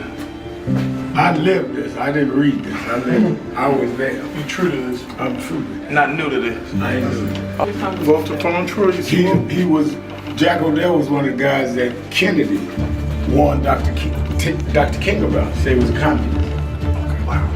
Jack O'Dell and Stanley Levinson. And Reverend brought him in. Nobody else in the movement would deal with Jack. Reverend brought him in. Oh, yeah. Sure. Just us. Just us. But there's stories behind all of it. It didn't just happen. But I am somebody. I may be on welfare, but I am somebody. I may be in jail, but I am somebody. I may be uneducated, but I am somebody. I am black, beautiful.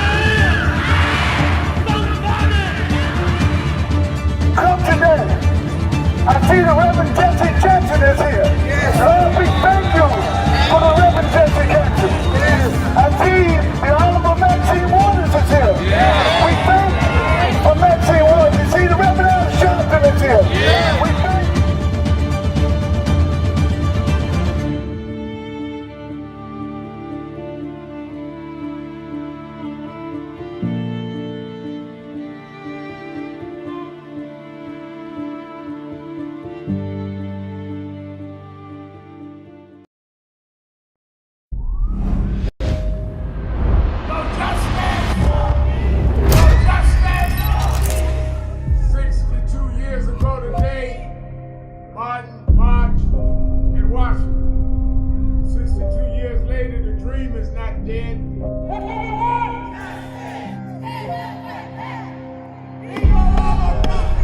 I'm here because I must be here.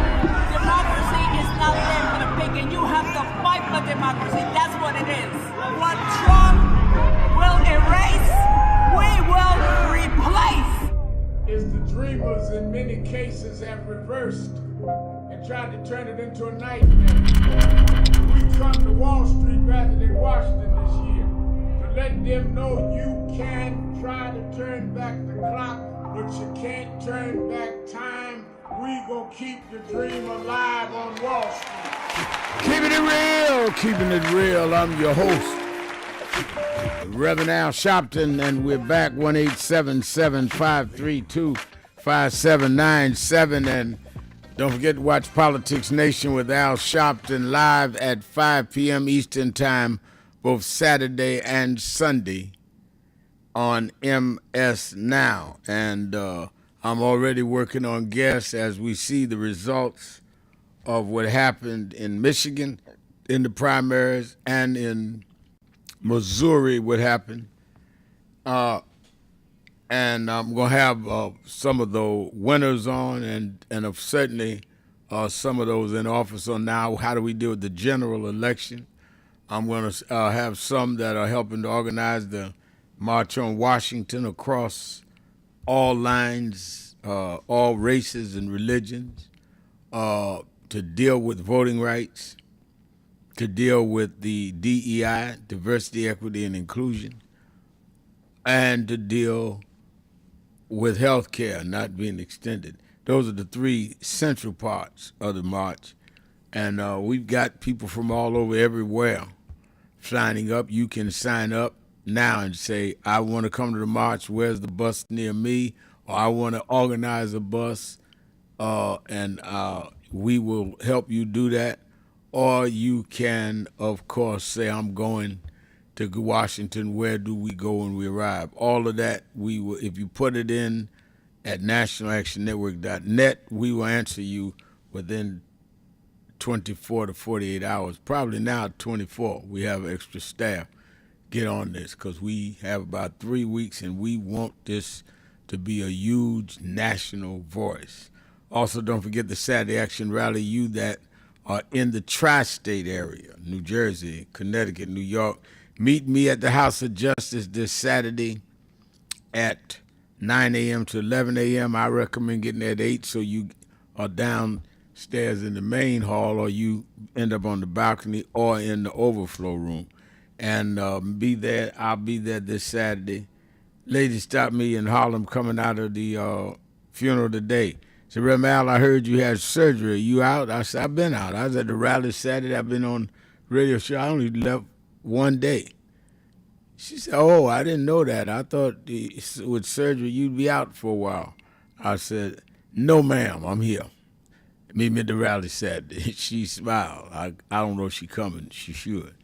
You that are not in the New York area, you can watch it live on Impact Television or at www.nationalactionnetwork.net or at YouTube/NAN or the AME Zion Network. All right, let me go back to Brother Jihad.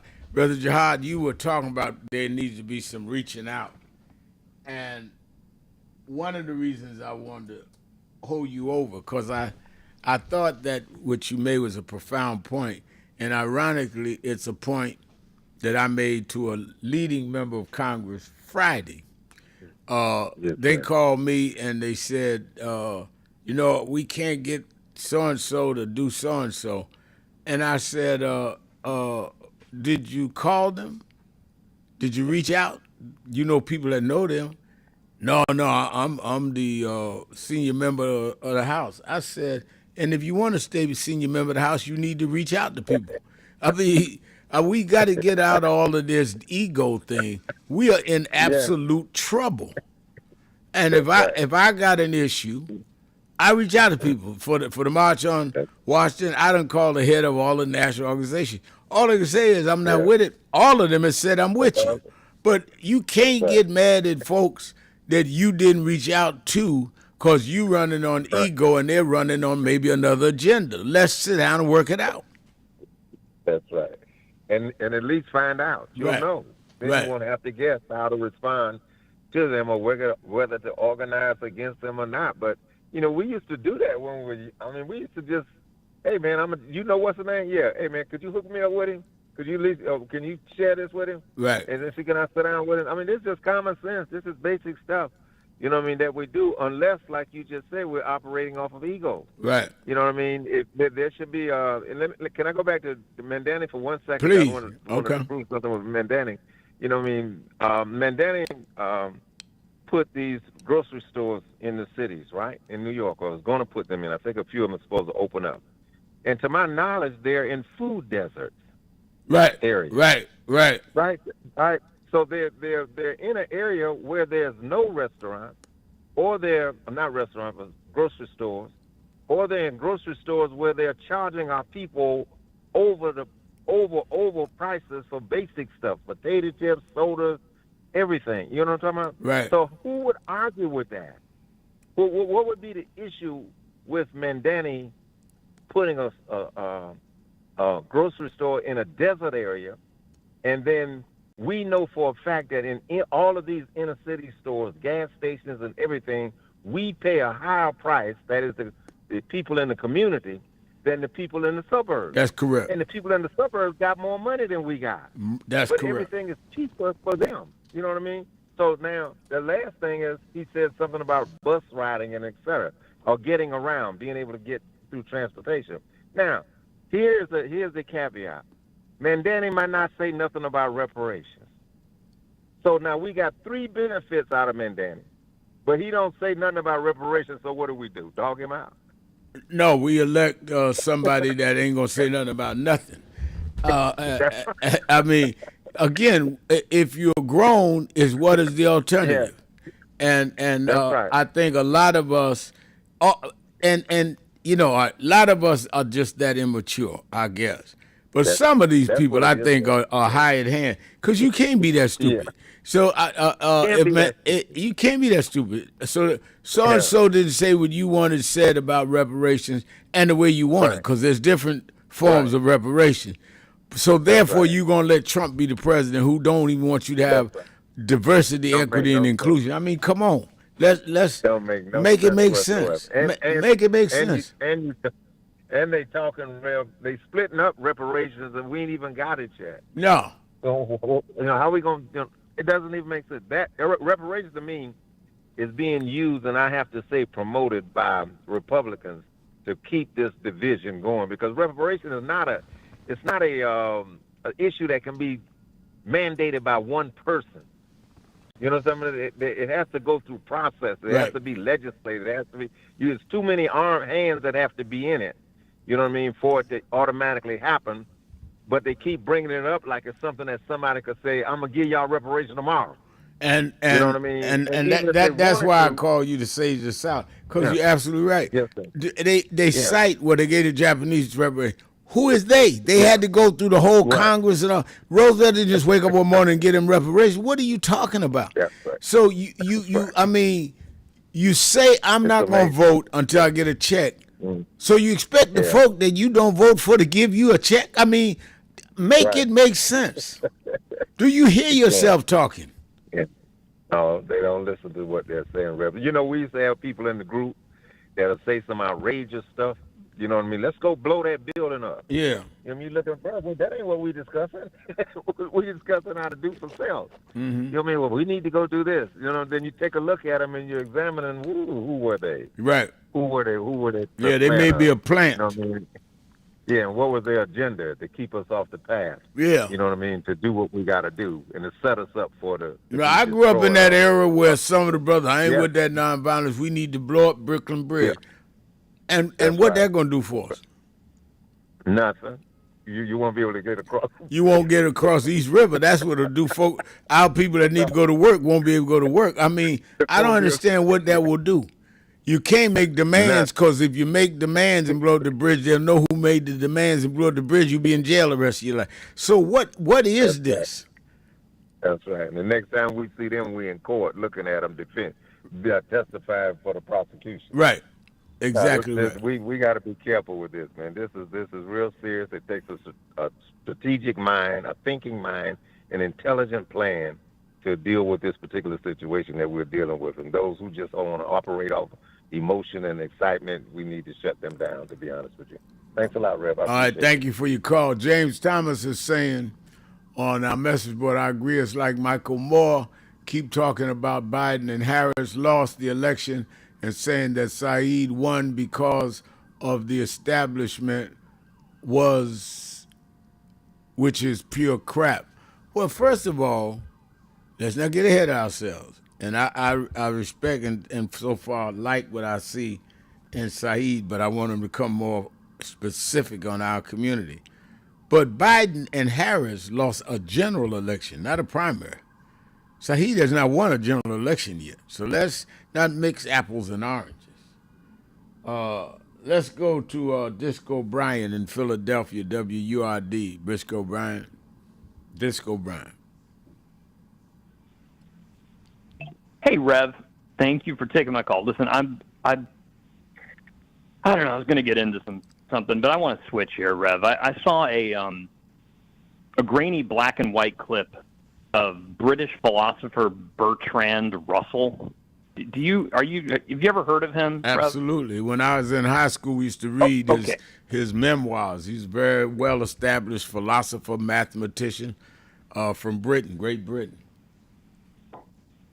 Yeah, and so they asked him about his thoughts on Marxism, and I want to get your take on this, Rev. His quote is, he said, "I think one of the troubles of the world has been the habit of dogmatically believing something or other."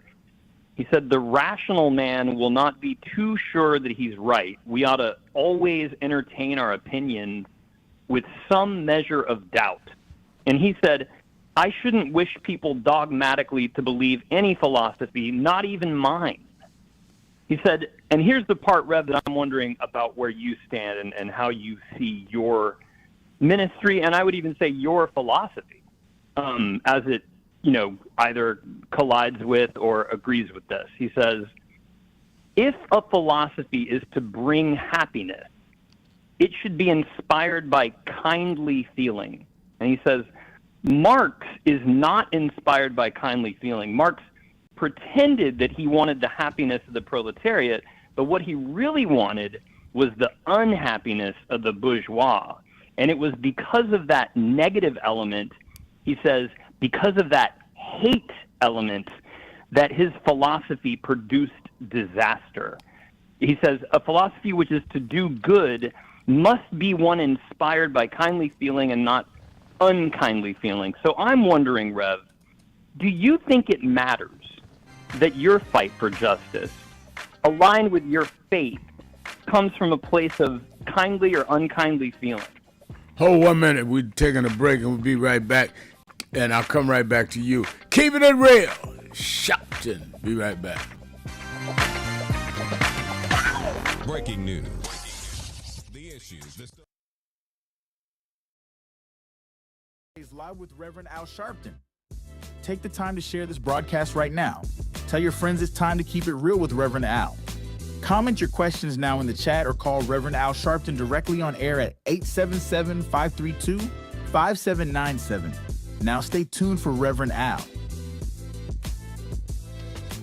This is Reverend Al Sharpton. As you watch the broadcast, support National Action Network. Go to www.nationalactionnetwork.net and be involved. You can join, take your membership right online, www.nationalactionnetwork.net. Getting ready to start the program, but we need you to be part of the movement.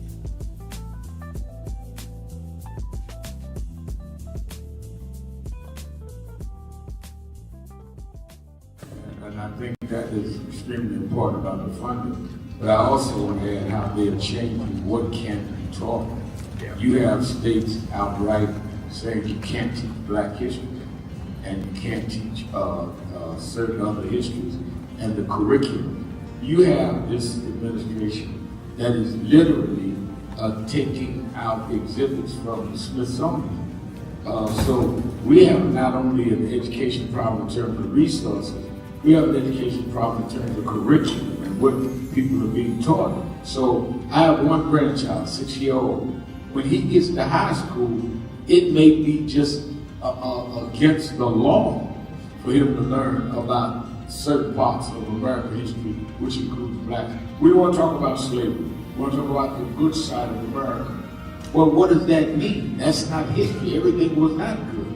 And I think that that is the threat that we've got to fight, which is why we've got to fight with the courts and the streets, because they are literally changing the textbooks as we go. As they do that, they change the opportunity, because then the fight against affirmative action is not having access to these institutions and telling these institutions, this whole fight around DEI, which they started at Harvard with a black woman president. Started with them saying you can't teach diversity in an Ivy League school like Harvard.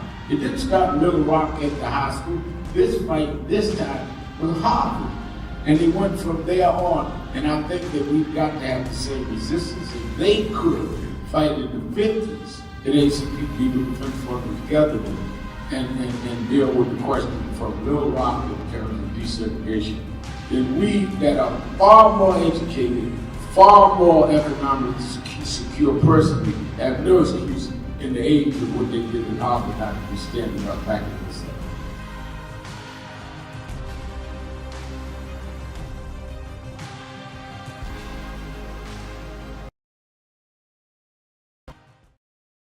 We have a short visit today, so we just wanted to greet you all and thank you for allowing us in. Yes, sir. We would go. Yeah, we was here. They were on the plantation. Our family was on the plantation. Wow. And that's, of course, that's the slave house. That's one of the slave houses. Sir, it's been 13 years. That's right. Good to How see you been? Doing fine. Good.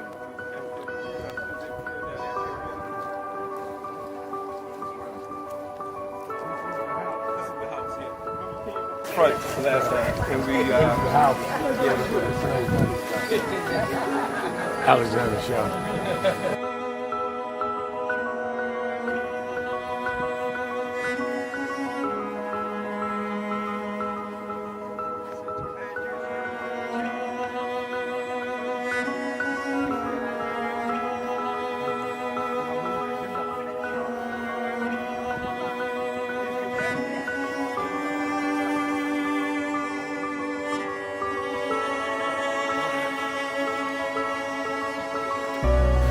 How many slaves were staying there? I have no idea. This is where they would have the slavery. Yeah, that's when exactly. That was exactly.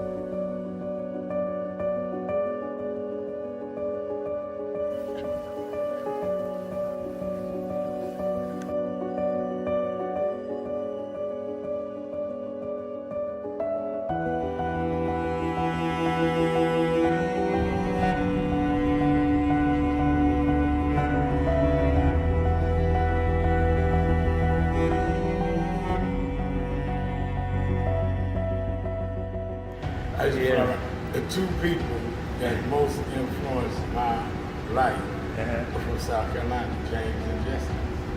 Jesse right up the road with me. I went over his mother's funeral. Jesse walked me to my mother's casket. Wow. To South Carolina.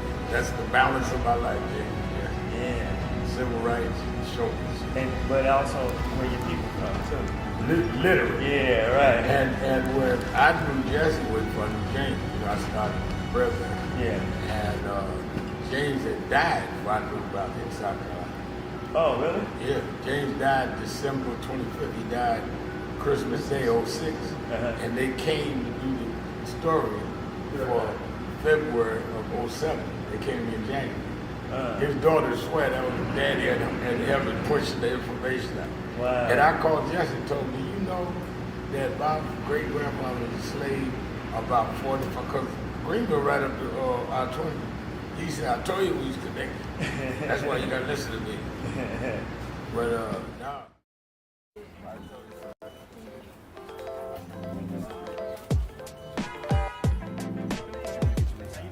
It is such a pleasure to be here with Reverend Sharpton and this entire congregation on Juneteenth weekend to not only celebrate freedom, but recognize the work that is still to be done to ensure that that freedom is within the grasp of each and every New Yorker who has helped to build this city. Thank you for having me, as always.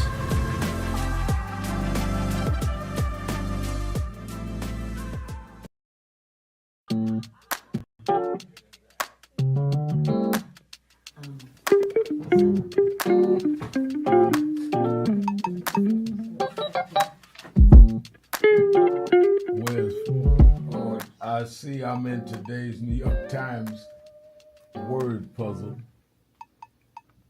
and they're asking what is Al Sharpton's title for short. It's Rev. I didn't know everybody knew that. But people in the New York Times, they didn't call me Rev. They should call me Reverend. No.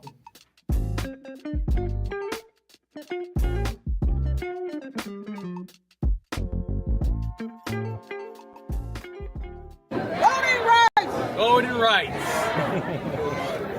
Everyone look here. Say it again, Ms. Pearl. Voting rights. Voting rights. One more time, Ms. Pearl. Voting rights. There we go. Voting rights. Voting rights. Voting rights. Voting rights. Voting rights. When do we want it? Now. When do we need it? Now. Yesterday. What do we want? Voting rights. When do we need it? Now. What do we want? Voting rights. When do we need it? Now. I've been in the ABSX Festival since 1995. I came that year with my mentor and we spoke. Well, he died in February this year, but I want to continue what he taught us, because even when times look bad, even when they look dark, I remember what my mentor taught me, Reverend Jesse Jackson. He said, keep hope alive. Even if you can't figure it out, keep hope alive. Even if it doesn't look like you can make it, keep hope alive. In memory of Jesse Jackson, say that with me tonight. Let him know on July 4th from New Orleans, keep hope alive. Keep hope alive. Keep hope alive. Keep hope alive. Keep hope alive. Keep hope alive. Keep hope alive. Keep hope alive. Thank you, God. It gets dark sometimes, but the morning comes. Don't you surrender. Suffering breeds character. Character breeds faith. In the end, faith will not disappoint.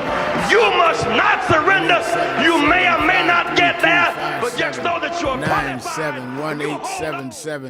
971-877-532-5797, or you can go on the message board at www.nationalactionnetwork.net. I see Fahima on the message board saying Reverend Al, actually Mandani has allocated $10 million for agencies overseeing reparations forums and $500,000 directly to local community organizations to build a truth and reconciliation work. That is absolutely true, Fahima. In fact, he talked about it from the platform of National Action Network, and we are not asking for any of the money. There are groups out there that do that, but he has done that. That is correct. And we'll see when they come back. Hochul has formed, Governor Hochul in New York, and I stood with her when she announced it, the commission on reparations. So you're right. Let me go back to Brian. Brian, you're keeping it real without shouting. Yeah, Rev, I was just that's great news, by the way. Kudos for that. I didn't know that. Fahima shared that. It's beautiful. But yeah, Rev, I was asking about Bertrand Russell and his thoughts on why what he regarded as Marxism and why it produced such disaster. And he said it was due to the fact that Marxism and Marx's philosophy was born of a negative hate element. And so I was asking, if how your philosophy either aligns or can, doesn't with that sentiment. Do you think it matters that a fight for justice come from a place of goodness or kindly feeling? Should we hope for liberation of the oppressed more than to hope for crushing the oppressors, or does it not matter? What do you think? I think that you wouldn't call that a philosophy. I think you would call that a way of where your values and how you operate. So I come from a value system and a background out of the black church of saying that you want to lift those at the bottom, not just bring those at the top down.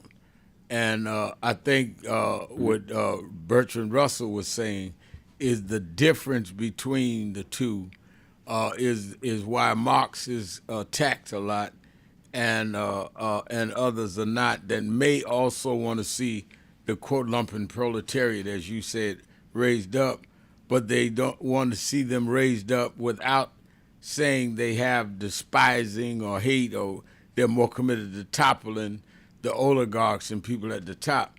And I think that's what Bertrand Russell was saying. And my thing is, that is not my method, to just hate on those at the top, to expose them, yes. But the motivation is to get those at the bottom to rise up, not to just tear down those at the top. Because if you do not rise the people up at the bottom, if you force a rising in the economic order, they won't know what to do with it, because they will not be part of the process that brought them there. Oh, that's really good, Rev. Thank you for that clarity. It sounds like you're pretty aligned there with Bertrand Russell, and I guess it kind of overlaps with a recent comment made by one of these far left influencer hosts of the Majority Report. This woman, Emma Vigeland, said recently that she doesn't care if the people that she votes for are secret Nazis at home, as long as they do the right thing and vote the right way she wants. And I'm wondering, do you think it matters that somebody you elect secretly harbors, hate for any group, even if they vote the right way? I mean, I'm kind of thinking, like, you remember Bob Menendez, right? Like, he was doing, he's in prison for corruption, but he voted the right way. He mostly voted along Democratic Party lines, progressive liberal, but yet he was kind of a pretty corrupt guy. Does it matter to you that somebody you vote for, privately harbors hatred, or does that not matter as long as they vote the right way? I think we can't mix apples and oranges. If somebody's in jail for corruption, that should not be on the same scale as somebody that has hate, because corruption is criminal. Hate, unfortunately, is not illegal. My preference is that I would support someone that's based on them doing the right thing and behaving the right way, and not having someone do the right thing but their behavior is corrupt, or their behavior is unethical, or their behavior is immoral. Now, if forced with the choice of somebody that is totally anti everything I stand for and believe in. And they're opposing somebody that stands up and delivers for what I believe in, but I know that they have some moral questions. I would probably go with the one with the moral questions to get what we want, right. But I would chastise them about their morality. I think that's the dilemma that we went through with Bill Clinton many decades ago with the Monica Lewinsky thing. Even though we were disappointed in Clinton and his personal ethics, that did not mean we were going to let George Bush Sr. become the president. So I think that it is a hard thing to scale, which is why people that assume leadership should not have people have to go through that dilemma. I love it, Rev. Thank you for this philosophical departure. And I pardon my digression if I took the show in a different direction, but sometimes I like to hear your wisdom speak beyond the the current current events. So I appreciate it, Rev. Thank you. All right, thank you for your call. 1-877-532-5797. 1-877-532-5797. And I think that we are in a situation, and I'm glad that Brian brought that up, where we need to say to our elected officials before they throw their hat in the ring that do not bring us a lot of baggage and expect us to have to justify things that we think are unethical and immoral. You know, the Bible says, "To much is given, much is required." And you and I may have done things in our life that we're not proud of. And we need to admit that, get that off the table, and not repeat that. But to be a repetitive person that has stepped over the line in terms of values and all, then you're showing you're not concerned about doing what is right for the people you are going to be elected to lead or going to lead in some way. Some things are required of you if you want that position. And I've told this to candidates. A guy a few years ago was running for senator in a certain state. He said, "Well, I'm only human." No, you are only human, but all humans are not trying to go to U.S. Senate with my support. So if you want to just be only human, do that. But let's get somebody that is a little more moral, a little more ethical to run with, do the same programs. Because then we ain't got to worry every day we wake up, did they bust you on some foolishness because of your weaknesses? And he later thanked me for that. I said, because let me tell you something, no matter what you say, your opponents are going to try to use to expose you, even though they may be as guilty as you are of the same thing, but they use that to try to bring you down. And that's your business. But if you're in a position of leadership in our community, it's our business, because if they bring you down, they bring down what we have invested in you. And I mean, there are things that I have had to discipline myself. I've not had to discipline myself in terms of, alcohol or drugs or women, all that, but having a quick temper. You know, people who say things to me 20, 30 years ago on the street, I answer them right back. But I learned and especially with this technology, all they want to do is film you TikTok and you cussing somebody out. They're going to cut out the fact they done call you and your mama names. They just going to have to answer your answer. And oh, man, look how Reverend Al talk to people. I mean, you got to be conscious of some licks you just going to have to take for the bigger picture if you going to put yourself in the public eye. And, and that's and those kinds, it sounds maybe minute to you, but it was a problem for me. It took me a minute to get past that, because I was good at tit for tat. You say this, I say that. You say this, I say that. But that was not always the wisest posture if I wanted to publicly be able to give some kind of direction. And you got to be willing to make those alterations if you're going to be in a visible place. Let's take a break. Be right back. 1-877-532-5797, Shopton. Be right back. Breaking news. The issues, the stories affecting you. Now here's Who is this 33-year-old preacher without a church? A number of black New Yorkers as well. He is little more than a pudgy exhibitionist who can be counted on to show up, bullhorn in hand, at every racial incident.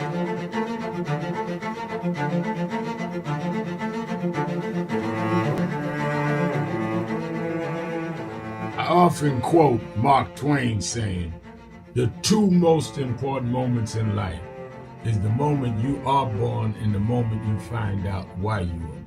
I had a very troubling conversation the other day that prompted me to do this little video. Young man that I've known a while came to me and he was crushed. I mean, really crushed, because people were criticizing his work. He's in the ministry, but he's also an actor. And he said he couldn't understand why people were jumping all over, criticizing him, trying to find scandalous and derogatory things about him. And I told him, I said, you know, you're very young. You don't know the road I've traveled. They call me everything but a child of God. A blabbermouth, a loudmouth, too flamboyant, an agitator, a racist, I had to learn. Yeah, right. I was not defined by how others saw me. I was defined by how I saw myself and whether I was being true to myself. Some of you watching this don't like me. And it doesn't matter as long as I know what I'm doing and I like me for being real. So I'm doing this video to say to you, whoever you are and whatever you do, you may not be in ministry or social justice, none of this stuff, but don't live your life worried about opposition or people that don't like you. You can turn that around.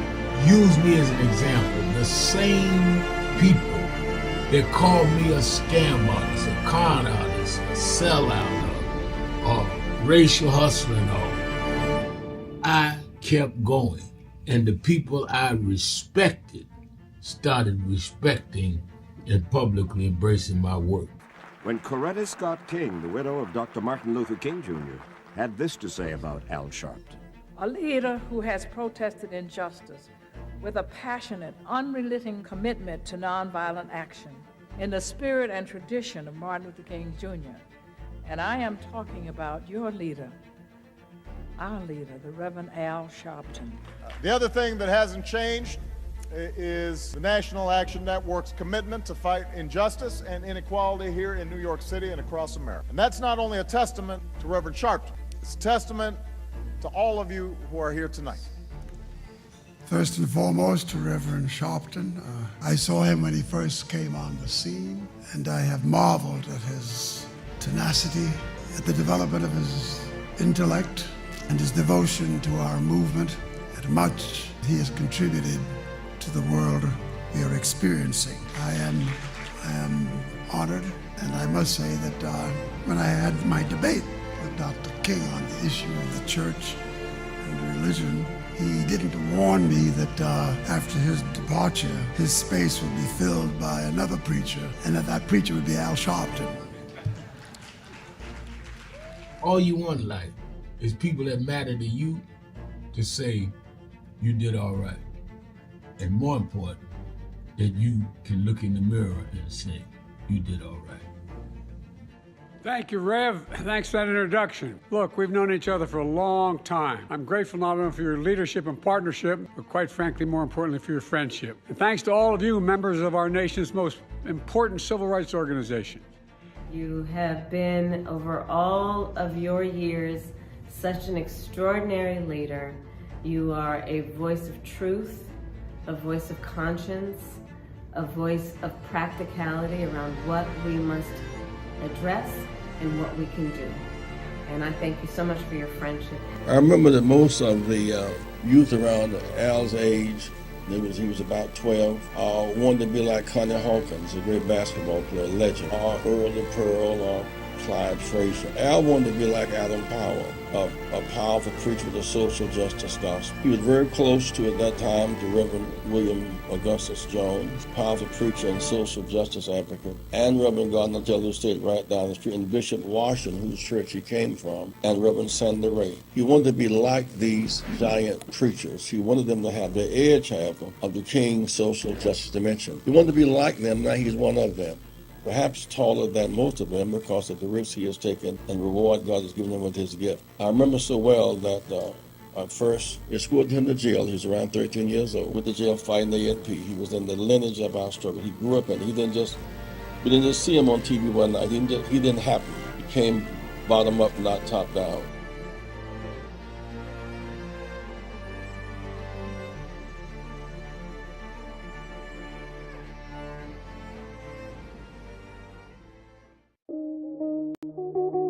It is really a intersection of both emotions, because when I was 11 or 12 years old, so I watched the news a lot and I became enthralled with the image of Adam Clayton Powell. I was around 11 and I convinced my mother to let me come up to this church to see Adam Clayton Powell. And in those days, people in Brooklyn used to say it's dangerous to go to Harlem. And folk in Harlem used to say it's dangerous to go to Brooklyn. Now, to 135th Street, and I sat right back there, and Adam Clayton Powell walked down this platform. And I remember after the church, in those days, Johnson, the pastor's study was right inside with the plexiglass, and I knocked on the door and I told the secretary I wanted to meet Reverend Powell. She looked down this little 11-year-old boy. She said, "Really?" She said, "Who did I say?" I said, "Reverend Al Sharpton." Platform means dignity. Means we're gonna walk side by side with you or through you. We're gonna be with dignity and integrity. We don't want any more than you have, and we're not gonna accept any less than you have. That's my thought.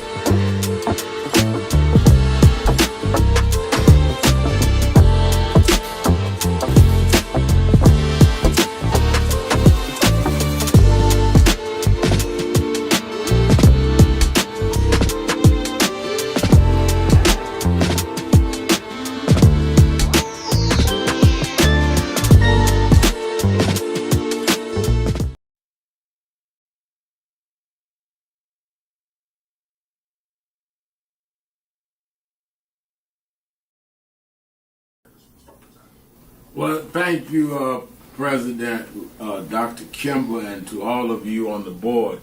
I wanted to personally make this appeal from National Action Network and Martin Luther King III and Andrea Waters King, that we've been moving around the country organizing to deal with the question of redistricting when they have used the Supreme Court now to redraw lines that will in many ways break up majority black voting districts. It means that they dilute the strength of Reverend Al Sharpton. 1-877-532-5797 1-877-532-5797. So as I was saying as we went to break, a lot of us that are in public positions, high profile, had to work on our excesses, which is we've got to watch what we do and do what needs to be done to correct whatever may be excess, only because it's the right thing to do, first of all. And secondly, because if you offer yourself to be a public figure, you ought to not embarrass or compromise in any way the public that is going to be supportive of you. And I think that a lot of us just don't, in my opinion, respect that enough. And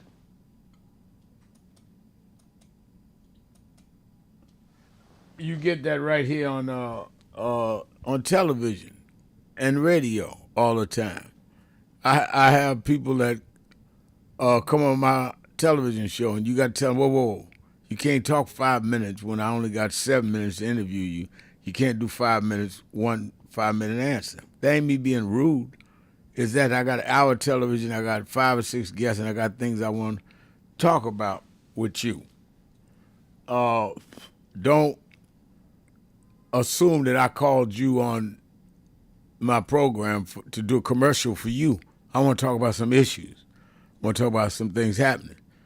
Or people call me the radio and start yawning and taking their time and talking about what they cook for dinner. We got people all over the world listening to the show. We didn't call you. We thought you called us because you want to make a point, not because you want to lay back on the sofa and act like we're visiting you for the holidays. So you got to, in a nice way, gentle way, but firm way, tell people, wait a minute, let's move on now. Times are too serious for us to be playing them kind of games.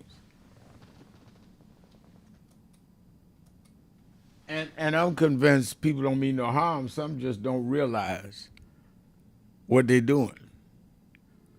Let's go to the phone. Let's go to Cincinnati, Ohio, the buzz, to Cecil Thomas. Cecil.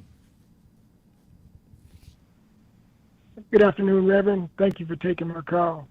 This is State Representative Cecil Thomas. Okay, yeah, I know you, yeah.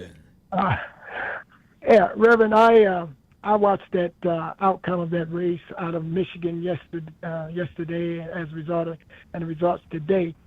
And we had, I guess, approximately 700,000 votes on each side. You're talking about 1.4 million Democratic voters, independents, whatever we want to call them. They all voted in this election for those two candidates. And obviously, the 1% was the winner, which is the gentleman we had. That's a topic of discussion. Here's my take on all of that. The Republicans are going to try to label him as a socialist, as a communist. Right. They're going to be throwing those terms around. And we all know that most folks don't really pay attention to, I'm talking about just the average voter, say the average voter in, say, Detroit, African-American. They don't really pay attention to the real meaning of those particular terms. They just say, oh, my God, we can't have this guy being a communist or whatever. And that's what the Republicans are going to push. Now, Bernie Sanders, we all have heard how they've attacked him as a socialist. But Bernie Sanders describes himself as a democratic socialist. Right. Just like so many of us, there are many out there that describe themselves as independent Democrats. The point of the matter is, what does it truly mean, and how will our candidate that's going to be running against this Rogers person, how will he define that? Now, Bernie Sanders basically fights for the social net of people.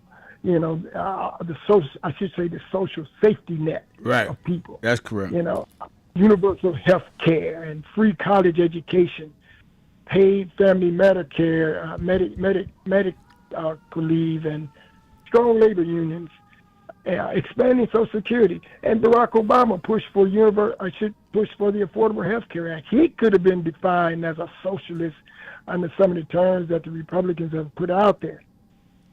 My point is that we also have to recognize that we're not going to get everything in a candidate that we would want. So we would have to just say we have to agree and disagree, but focus on those issues that we really can agree on, and what African American, in my opinion, would not want to support a higher livable wage in terms of raising minimum wage and some of the other things I mentioned, like free college education or free tuition, all these things. Why would you not support that? So what we have to do going forward, and this is not just the gentleman that won the race, they're going to have to work together, him and the young lady that was running against him. But as a people, black folks, we're going to have to educate our people to not fall into the trap of thinking that this man is going to be some crazy thinking socialist or communist or whatever they want to return. And that's going to be our order of business going forward until November, because we cannot allow the Republicans to redefine this individual to convince so many of us that we shouldn't support this individual. In fact, my understanding is Wayne County, which is Detroit, right, a majority of those folks came in and they voted for the other candidate. Yeah, they did. And there's nothing wrong with that. But now let's say, okay, she didn't win, but this individual is our best chance of continuing to see things that might help us as a community, as opposed to what we have now coming out of this current administration. And the control of the Senate, as well as control of the House, will put a stamp of shutdown on our president and the things that he's trying to do. So we can't get into the argument about, well, I didn't like the way the other opponent talked about him when they were running. That's politics. But at the end of the day, it's all about what is your best interest, regardless of who you're voting for in the end. And right now, we got to unify around this individual, because that is 1.7 million votes that came out of Michigan for those two candidates. Absolutely. And I'm just saying we got to win. Got to win. Thank you. I appreciate you calling in, Cecil Thomas. I haven't talked to you in a while. Good to hear your voice. Let's take a break. Be right back. Keeping it real. Shopton. Be right back. Do you owe back taxes or have unfiled? No justice! No justice!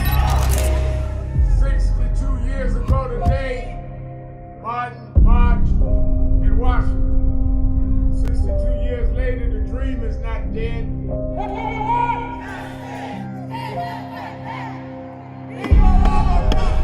I'm here because I must be here. Democracy is not there for the pig, and you have to fight for democracy. That's what it is. What Trump will erase, we will replace. Is the dreamers in many cases have reversed and tried to turn it into a nightmare. We come to Wall Street rather than Washington this year to let them know you can try to turn back the clock, but you can't turn back time. We gonna keep the dream alive on Wall Street.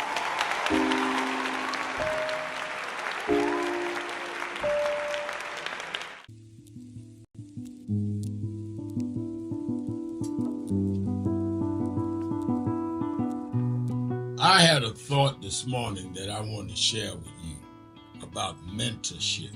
I am able to do a lot of what I do because I had great mentors, but there are correct ways and incorrect ways to mentor people, in my opinion. I was mentored as a boy preacher by Bishop F.D. Washington, one of the great Pentecostal preachers of his time. Then Reverend William Jones, who became my pastor after Bishop Washington died, who was unquestionably in the top 5 black church ministers, theologians. Reverend Jesse Jackson, who I started my activism under his leadership, he and Reverend Jones. And I learned politics directly as a youth director from Shirley Chisholm. So even though I didn't finish college, I had the most unique education in the world from being exposed to giants. But the one thing I learned is as I grew older and people started coming younger than me and wanted me to teach and mentor them, the magic of the mentors I had is they did not want me to be their clone. They wanted me to learn things from them and use my own gifts and talents in my own unique way and let me do things on my own, because they knew that if I flopped in some things, it would teach me for the other things. They'll come and help me once I was down, but they were not going to have me avoid being down. And they were not going to impose themselves on me. Why am I saying that? Because too many mentors want clones, and too many mentees want their mentors to put them on a pedestal. Oh, so-and-so didn't do this for me. Oh, so-and-so didn't open doors for me. If they got to open doors for you, it may mean that they knew you weren't ready to go through those doors. Their job is to prepare you. Your job is to develop your own skills, your own unique ways. And I don't care if it's my daughters, who both have come into their own, or anyone else. I'm not a talent agent. I did not form National Action Network to give people their step up. I formed it to fight for justice for everybody. If talented people get in, it's my job to invest and give them a platform. It's their job to get on the platform and perform and show their ability. Sitting with me today in the office as I talk about it is one of my mentees, Reverend Stephen Marshall. Now, Stephen, you just came around us when you were how old? 11 years old. 11 years old. You just turned 40 and now you're called to the ministry? Yes, sir. And what do you do in National Action Network? I help formulate policies, lead in various regions, but most importantly, I senior advisor to you on all things from social justice strategies, politics, intergovernmental affairs, you name it, community organizing, all of that stuff. And I could go through scores of others. My daughters started Huddle. They got Huddles now, which is for young people to meet once a week all over the country. I just saw the video from the Las Vegas National Action Network chapter. Now, when you decided to preach, did I ever tell you to become a preacher? Not one time. Who called you to preach? The Lord. All right. And did I say go to this school or that school? No, sir. Did I open this door, that door? Did I tell you be ready when the doors open? Always be ready and prepared. And that's what I'm saying. Get you some young people than you that you can help along the way. But don't be their talent agent.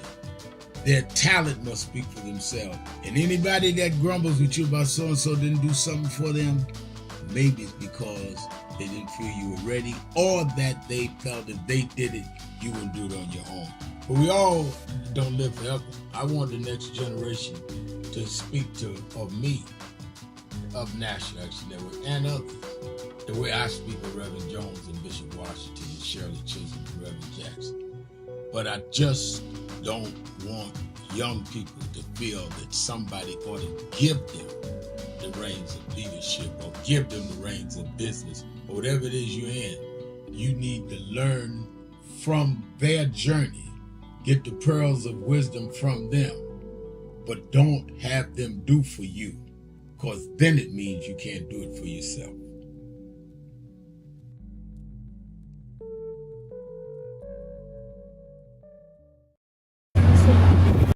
Center itself, the millions to billions, give a sense of value. Our history is worthless. We're not a worthless people. We're not a people that are just some ghetto drugs. You know, sometimes in places that we were desperate. And this one shows us that we are.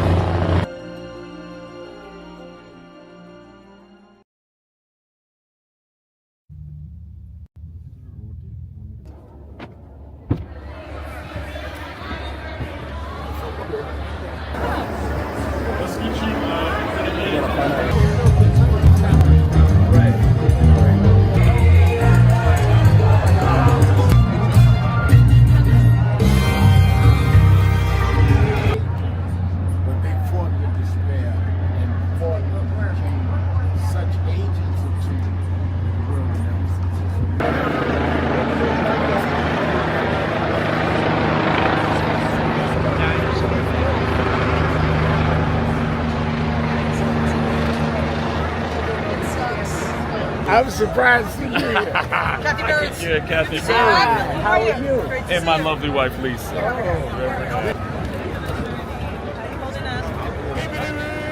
Keeping it real.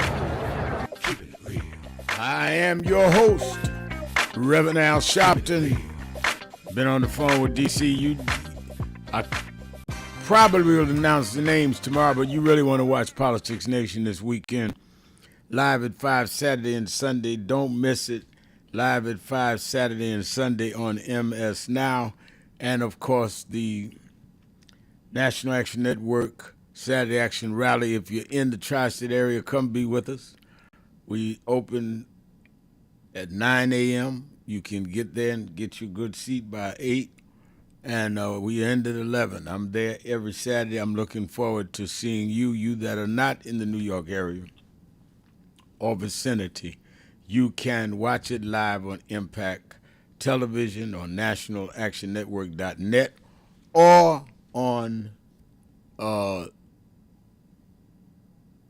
on YouTube/NAN or AME Zion Network. Let me say, though, the march, we are getting down. I'm having meetings every day here in the office, and we're getting down to ordering buses and making sure that people that are bringing buses are coordinated, so we had the permits right.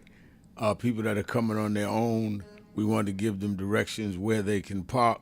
So please sign up at www.nationalactionnetwork.net.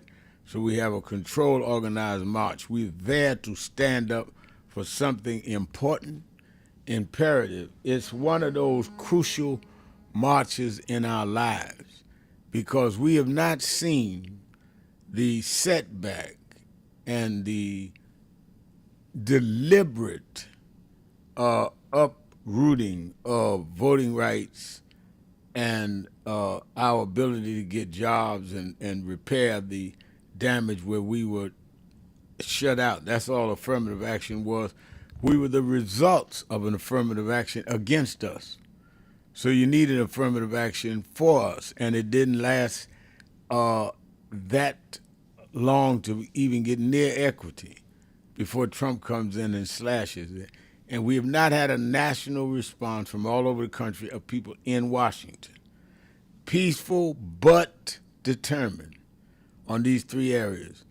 Ramal, what can be done about it? We can, if the Congress turns Democrat, they will know, and we'll know that in 60 days after the march, they will know that the expectation of people is that they come with a new voting rights bill, that if they want to challenge it, they'd have to go all the way up through the Supreme Court. By then, we will have gotten through the 28 elections. So there's a strategy to mass mobilization.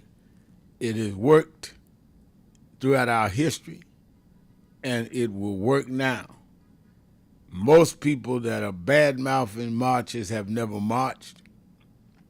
I heard one person say, well, I don't know why we got to have a national march. We ought to have local marches because we have a national problem. And the Supreme Court did not give a local decision. They gave a national decision, and there's been no response. So rather than nitpicking, it's always people that are not going to do nothing that got so much to say. And so I'm not going to give them any more airtime. Let me go to Raj in Cleveland, Ohio, WERE. Raj. Hello, Reverend. Yeah. Thanks for taking my call. Yeah, I like a lot of what the previous caller said, the last caller, and what Brother Jihad was saying too about reaching out to the candidate, because you don't know, all of what Saeed may or may not do. We know a lot of what where he's leaning and directing his campaign and everything. But it's good to reach out and see how far he'd be willing to go. In terms of helping blacks and other ethnic groups. Now, I was going to say something else, but overall, yeah, because I think that it's just one man's opinion, but view of it. But we may not get everything we want in terms of the progressives. You know, these flavors of progressive that's coming in. But I tell you what, they're not tied in with APAC. Right. And then this Saeed, he's the son of of immigrant Egyptian immigrant parents, and Egypt was pretty. They're not. I've never known them to be in other than maybe like on a smaller scale, oil. What back when was Nasser? Yes, Yasser Arafat. No, NASA. No. That was up in. I'm sorry, Menachem Bacon, right? Bacon back in the 70s, when he was the leader of Egypt. Bacon was Israel. Israel. Oh, that was okay. But I thought Egypt was a pretty neutral country.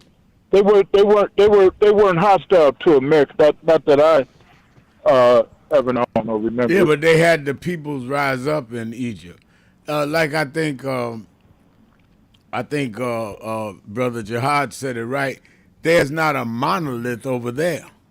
When we talk about Arab countries, all of them don't agree with each other. And right. There's not a monolith there. There's not a monolith in Israel. You have many Israelis that are marching against Netanyahu, trying to get him out of office, and the prediction is he will lose the next election, which is why he's trying to get a war so he can stop the next election. Yeah, and then I want to touch on the Marx. As far as Karl Marx, I read a lot of the Communist Manifesto, not all of it, and I seen a documentary on how Karl Marx and Engels got started, and I never saw anything with them being like hostile toward the people. They may have felt that the labor, the CEOs or the business owners at that time, they felt like Karl Marx was a problem because he was fighting for the workers. He felt they needed a more fair wages and working conditions. So of course he was going to get a backlash from that angle, and then when you look at they call Martin Luther King a communist Marxist, they called Obama communist Marxist, they called Malcolm X communist Marxist, and all these socialists. So it's like if they whatever they want to call them, I'm on that side of the tracks more than I am the ones that's pointing the finger. They just that means, like you always said, that means you're doing something right when you fighting for justice and you getting attacked. That means you that whatever they call you, then that may not be so bad in terms of reality, Absolutely. So, all right, thank you for your call. Let me go to Manhattan, New York, to Wale. Wale. How you doing, Reverend Sharpton? I'm doing well. I keep it real with you. You keep it real. We love you, Reverend Sharpton. Family, sometimes we don't always agree, but we love you. And my thing is, I need to know it takes courage. It takes courage, Reverend Sharpton, to talk about all this gang activity that's going on. The police, they say it's gang related all the time. That's code for we don't give a crap, in my opinion. Because all of these kids are not in gangs. Sometimes they could just be clusters, little groups of kids looking rough and tough. And it's going to take black people, because we don't get no respect. I've told you that before. We are getting less and less respect. And I know you're getting ready to sign off. I wish I had more time. You got 2 more minutes. You got a lot of time. Go ahead and talk. Go ahead. Reverend Sharpton, I went swimming today, and then I went to a senior center. Everybody in there spoke Spanish, so I could see that's going to change. We got to get more black folks up in that senior center, because a young lady that is a member of your organization, she even said she goes to these senior centers and everybody's speaking Spanish. Black people, we got to come out. It's just like you always say, okay? And they can't take this from you. Get up and do something. It's not always easy, because sometimes we don't really know how to do it. I was a tenant association president. Because infill didn't take our parking lots in my development way. But there's a lot I still don't know how to do with all these politicians I know and stuff like that.